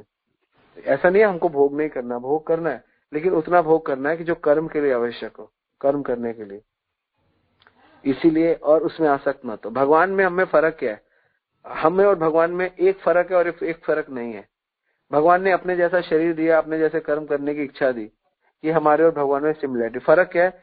भगवान अपने कर्म में बंधते नहीं है, ना माम कर्माणि लिप्यन्ते ना में कर्म फले स्पृहा। भगवान अपने कर्म में बंधते नहीं है, हम अपने कर्म में बंधते हैं, ये फर्क है। शरीर, रंग, रूप और इच्छाएं, खाने का टेस्ट, सब हमारा और भगवान का एक है, ऑलमोस्ट एक है। लेकिन हमारी कर्म फलों में फंसने की वजह से हमारी इच्छाएं दूषित हो गई है, हम दूषित हो गए, हमारे विचार दूषित हो गए। तो जैसे जैसे हमारी चेतना का स्तर है, हमारी कॉन्शियसनेस, हम क्या सोचते हैं, वैसे वैसे मनुष्य कृष्ण ऊंचा होता रहता है। तो जो मनुष्य कृष्ण के लिए सोचता है, कृष्ण के लिए, कृष्ण की सेवाओं के लिए सोचता है, वो सबसे ऊंचा है। और एक मनुष्य बेशक कृष्णा भावना में है लेकिन अपने लिए सोचता है, तो वो उसी कृष्णा भावना अमृत में भी रहते हुए उस मनुष्य से नीचे है जो दूसरा मनुष्य कृष्ण भावना में भगवान के लिए सोचता है। और उसी में एक तीसरा मनुष्य है जो कृष्ण भावना में रहते हुए न अपने लिए सोचता है न भगवान के लिए सोचता है। वो सोचता है कैसे धन कमा लूं, कैसे फायदा बना लूं। चलो दूसरा व्यक्ति तो ठीक है, अपने अध्यात्म के लिए सोचता है, लेकिन वो कृष्णा भावना में रहकर अपनी भौतिकता के लिए सोचता है, वो उससे भी नीचे है। तो इस चेतना का स्तर है 3 भक्तों का। एक भक्त भगवान के लिए सोचता है कि मुझे भगवान की कैसे सेवा करनी है, एक भक्त सोचता है मुझे अपने अध्यात्म को कैसे बढ़ाना है, और एक भक्त सोचता है मुझे अपने भौतिकता को कैसे करना है। और तीनों भक्त कृष्ण के ही भक्त है, तीनों व्यक्ति, लेकिन तीनों का चेतना का स्तर अलग है। जो भगवान की सेवा के लिए सोचता है वो है श्रील प्रभुपाद। जो अपने सुख के लिए सोचते हैं वो वृंदावन में रहते हैं, और जो कृष्ण भक्ति करते हैं और दिल्ली जैसे शहरों में या आसपास रहते हैं और कहते हैं हमारा ये शहर बना रहे, घर बना रहे, बीवी बनी रहे, बच्चे बने रहे, और साथ में ठाकुर जी आपका नाम चलता रहे, तो वो भी उसी स्थान, उसी टाइप के लोग हैं। तो ये चेतना का तो 3 भक्तों का स्तर बता दिया। ऐसे अनंत है जो कृष्ण भावना में नहीं है, कहीं देवी देवताओं में, कहीं निराकार में, कोई बाबा में, कोई बापू में, कोई शाहरुख खान में, कोई ऋतिक रोशन में, कोई सचिन तेंदुलकर में, कोई विराट कोहली में, इनमें फंसे, वो एक अलग स्तर है। कोई डॉक्टर में, कोई इंजीनियर में, उनके अलग स्तर। मनुष्यों के जो 4 लाख प्रकार, कोई इनसे भी बाहर निकला हुआ है, इनमें से किसी के बारे में नहीं सोचता लेकिन कष्ट देता है। ऐसे स्तर होते, चेतना होती है ऐसे ऐसे लोगों की, ठीक है। तो चेतना का स्तर ऐसे होता है। लेकिन जब हम शुद्ध भक्तों की संग करते हैं और सेवाएं करते हैं तो हमारा चेतना का स्तर भी वैसे ही बड़ा होता रहता है और बनता रहता है, ठीक है। Hare Krishna. Thank you guruji for the detailed analysis. Thank you so much जी। हरे कृष्णा। धन्यवाद, प्रणाम। इनका ये पूजा माता जी का क्वेश्चन था कि ऐसा होता क्यों है कि सबका चेतना का स्तर अलग होता है। वो होता है उनके स्वभाव कर्म के कारण और उनकी इच्छा शक्ति के कारण। लेकिन आपको इच्छा शक्ति मिल दी है ना कृष्ण ने कि आपको भगवान के कार्य करने हैं, लेकिन आप नहीं कर रहे, आपको ज्ञान है, तो फिर आपको उस हिसाब से आपका चेतना का स्तर बनेगा। और आपको इच्छा शक्ति दी है भगवान ने करने और आप करते हो तो आपका अलग चेतना का स्तर बनेगा। तो सिर्फ ज्ञान से काम नहीं चलेगा कि आपको ज्ञान हो गया। इसलिए भगवान कहते हैं ज्ञानम विज्ञानम सहितम यद गत्वा मोक्ष से अशुभ। ज्ञान, आपको ये पता है कि पानी पीने से प्यास बुझती है, लेकिन उससे कुछ नहीं होगा, प्यास बुझेगी, पानी पीना पड़ेगा, सिर्फ ज्ञान से नहीं होगा। अगर आपको ये समझ में आ गया कि ये कर्मों का ये शेड्यूल है, प्रभु जी ने बताया ऐसा है, लेकिन आपको फॉलो करना पड़ेगा, तो आपका चेतना का स्तर बड़ा होगा। सिर्फ सुनने से चेतना का स्तर नहीं बनता, सुनने से ज्ञान बनता है कि हमें ज्ञान हो गया, लेकिन वो ज्ञान को जब एप्लीकेशन में लाते हैं तो ज्ञान से हमारा चेतना का स्तर और बड़ा हो जाता है। तो ज्ञान को विज्ञान बनाने से ही हमारी चेतना का स्तर बढ़ता है। और जो लोग अपने ज्ञान को विज्ञान नहीं बनाते, उनका चेतना का स्तर बहुत धीरे धीरे बढ़ता है, स्लोली ग्रेजुअली उनका प्रोग्रेस होता है। तो इसलिए जिसको स्पीडी प्रोग्रेस चाहिए, तो उसको ज्ञान को विज्ञान में कन्वर्ट करना ही पड़ेगा। ओके, हरे कृष्णा। हरे कृष्ण प्रभु जी, दंडवत प्रणाम। धन्यवाद प्रणाम माता जी, हरे कृष्णा। आप थोड़ा जोर से बोलिए प्लीज। हेलो, हरे कृष्णा, दंडवत प्रणाम। आवाज आ रही है प्रभु जी? हाँ माता जी। मैं कह रही, ये मक्खी मच्छर से जो काटते हैं वो हम मार देते हैं, तो उसमें क्या पाप लगता है? हरे कृष्णा, दंडवत प्रणाम। ये मच्छर और मक्खी एक्चुअली भगवान ने हमको जो दी है ना, वो हमें डील करने के लिए दी, मारने के लिए नहीं दी। हमें उनको डील करना है। हम उनको मार के उनको अवॉइड करते हैं, वो तो दोबारा आ जाएंगे। डील करने का मतलब है कि हमें अगर हमारे कान पे हाथ मारा और वो मर गई तो इतना फर्क नहीं है, लेकिन हम एक वो आजकल आया ना रैकेट, मैं देखता हूँ हमारे आस पड़ोस में लोग शाम को लेके बैठ जाते हैं, तो उसको मारना शुरू कर देते हैं। तो मक्खी मच्छर के लिए सबसे इम्पोर्टेंट है आपका नाली साफ होनी चाहिए, आपका आस पड़ोस में गटर वटर बंद होना चाहिए, क्योंकि वहां पे मच्छर और नाली में मच्छर बहुत फीड हो जाते हैं, बड़ी जल्दी बढ़ते हैं। फीड मिलता है उनको, फीड हो जाते हैं, बढ़ते हैं। तो इस चीज पे ध्यान रखो, पहली चीज। और दूसरी मक्खी मच्छर है तो शाम को 6 बजे के बाद अपने घर के दरवाजे बंद कर दो, ठीक है ना। और भी अगर आ भी जाते हैं तो घर में मॉस्किटो रेपेलेंट लगा सकते हैं, जिनसे हमको बहुत कम इफेक्ट होता है, मच्छरों को ज्यादा होता है, सो जाते हैं, सुबह उठ के फिर भाग जाते हैं। उनको मारना, उनके पीछे पड़ जाना छक छक छक छक, वो गलत है, वो डिवोटीज को नहीं करना चाहिए, ठीक है ना। लिया है रैकेट लेके मारने लग गए, दैट इज रॉन्ग। और मच्छर मक्खी है, ये एक हिसाब से हमें धैर्य सिखाते हैं कि कैसे धैर्य रखना है। परेशान तो करते हैं, लेकिन हमारा धैर्य बनता है। हमें अच्छे गुण बनाने हैं, तो ये गुण बनाने के लिए मृत्यु जगत बनाया गया है, मक्खी बनाई, मच्छर बनाए, हमारे अंदर अच्छे गुण विकसित हो, हमको हमारी धैर्यता को वो डिस्टर्ब करे, फिर भी हम धैर्य रहे। तो फिर ऐसे सोचो, इसमें हर चीज में आप गुण सोचो। आपको ना हर चीज में भगवान की चीज सोचनी पड़ेगी।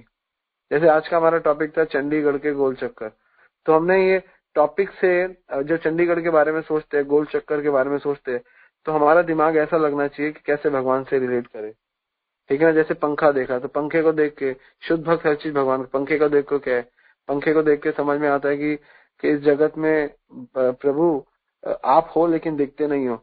जैसे पंखा चलता है, हवा है हमें दिखती नहीं, लेकिन पंखा जैसे चलता है, तो मेरे सामने पंखा है, पंखे को देख के आपको अपना, मैंने बनाया नहीं, अभी आपसे बात कर रहा हूँ, पंखा देखा तो पंखा चला और पंखे से हवा निकली। तो इसी प्रकार आप सब जगह हो, जैसे पंखा चलता है तो हवा जो नहीं दिखती वो अनुभव होती है। सिमिलरली भजन, आप सब जगह हो, आप हमारे अंदर भी हो, अंतर बहिर्वस्थित हम, लेकिन जैसे भजन करते हैं तो आपका अनुभव होता है। तो उसी प्रकार आप हर चीज से सीख सकते हो, है ना, कि आप हो लेकिन पंखे में आप जहाँ बैठे हो वहाँ हवा है, लेकिन पंखा चलेगा तो हवा अनुभव होगी। सिमिलरली आप सब जगह हो, लेकिन जब भजन होगा तो आप अनुभव होगे। तो हर चीज से आपको अध्यात्म सीखना चाहिए, हर चीज से, हर वस्तु से। जो व्यक्ति हर वस्तु से अध्यात्म निकालता है तो वो परम अवस्था में पहुंच जाता है, फिर उसको कोई दिक्कत नहीं है, ठीक है। इसलिए मच्छर मक्खी है तो सोचो कि मच्छर मक्खी क्यों है। थैंक यू प्रभु जी, हरे कृष्णा। जब ये सोचोगे कि मच्छर मक्खी क्यों है, तो आपको समझ में आएगा कि सब कुछ है तो हमारा धैर्य बनाने के लिए और हमें स्वच्छता प्रदान करने के लिए। तो हर चीज से आपको भगवान, हर चीज में। तो इसलिए कोई भी हम चीज बनाते हैं तो उसमें भगवान की उपस्थिति को देखना ही वास्तव में एक वैष्णव का कर्तव्य है। ठीक है ना। हरे कृष्णा। हरे कृष्ण प्रभु, प्रणाम। थैंक यू सो मच प्रभु। ये बहुत लोगों का प्रश्न था। तो योनि से मुक्ति होने के लिए भी तो हो सकता है कि नहीं? मच्छर की भी तो उसकी योनि से मुक्ति होगी कि नहीं? हाँ, तो ये भी अच्छा आपका देख रहे हो कि वो मच्छर है, अगली बार उसकी प्रोग्रेस होगी, इस योनि से आगे बढ़ेगा, मक्खी बनेगा, मक्खी से वो गिद्ध बनेगा। तो ये भी अच्छा तरीका है। तो ऐसे सोचो हर जीव। इसलिए गलती से भी आप कुछ मच्छर हो या उसके सामने बोलो हरे कृष्णा, ये सोच के। कई बार हम करते हैं ऐसा, मच्छर जा रहा होता है ना, तंग करता है, बोलो हरे कृष्णा कृष्णा कृष्णा हरे हरे, हरे राम राम राम हरे हरे। वो मच्छर भी भाग्यवान है, उसके कान में हरे कृष्णा गया तो अगले जन्म में उसका कल्याण होगा। एक हमारे इस्कॉन में डिवोटी थे, वो बहुत साल पुरानी बात बता रहा हूँ, 2010 में। वो ना सुबह सुबह पार्क में ऐसे कीर्तन ऐसे बोलते थे। मैं उनके साथ एक बार पंजाबी बाग मंदिर गया तो मुझे एक भक्त कह रहे चलो सैर करने चलते हैं। तो सुबह सुबह ना लगभग 4:30 बजे मंगला आरती हुई, 5 बजे 5:15 मंगला आरती से हम बाहर निकले तो पीछे ही पार्क था, तो हम सैर कर रहे थे मंदिर के पीछे ही। तो व्यक्ति बोल रहा था, वो भी सैर कर रहा था, हरे कृष्णा कृष्णा कृष्णा हरे हरे, हरे राम राम राम हरे हरे। तो मैंने उनसे पूछा, मैं बहुत नया था, मुझे समझ नहीं आया, तो मैंने उनसे पूछा, प्रभु जी आप इतनी तेज तेज चीख के कर रहे हो यहाँ पे, क्यों कर रहे हो ऐसा? कह रहे ये जो पेड़ है ना, पेड़ों के कानों में जाएगा। तो मैंने बोला अच्छा। कह रहे इनका उद्धार होगा। तो वो भक्त उनका उद्धार सोच रहे कि मैं कीर्तन कर रहा हूँ तो पेड़ों का भी उद्धार कैसे करूं। तो ऐसी दृष्टि भी होती है भक्तों की। तो कह रहे नहीं, मैं इतना तेज इसलिए बोल रहा हूँ कि इस जीव का कल्याण हो। इसके ये भी जो पेड़ योनि में है, ये भी भगवान का कीर्तन सुनेंगे सुबह। ये सारा दिन ट्रैफिक की आवाज तो सुनते ही है, तो इनकी चेतना तो ट्रैफिक वाली हो गई है, लेकिन इनको हम भगवान का कीर्तन सुनाएंगे। तो ऐसी भी चेतना है लोगों की। इसे कहते हैं जो कृष्ण को सब जगह देखते हैं, कृष्ण के लिए सब जगह सोचते हैं। तो इसलिए अच्छा है। तो मच्छर की योनि में भी वो प्रगति कर रहा है, ऐसा सोचना भी अच्छा है। तो मच्छर को भी हरे कृष्णा सुनाओ। ये नहीं है कि मच्छर को हम मार देते हैं क्योंकि अगली योनि बनेगी, तो उसको बेचारे का फायदा क्या हुआ, उसके नाम नहीं गया, तो उसको मारना ही है तो मारो मत, उसको हरे कृष्ण महामंत्र सुनाओ। और अपने आप तो आप चलते फिरते भी 1-2-4 मच्छर तो रोज मार ही लोगे, अगर मच्छर जहां ज्यादा है तो कान पे आएगा, हाथ लगाओगे, मर जाते हो। तो ठीक है ना, उनको महामंत्र सुनाओ। हरे कृष्ण। हरे कृष्णा। धन्यवाद। प्रणाम प्रभु जी।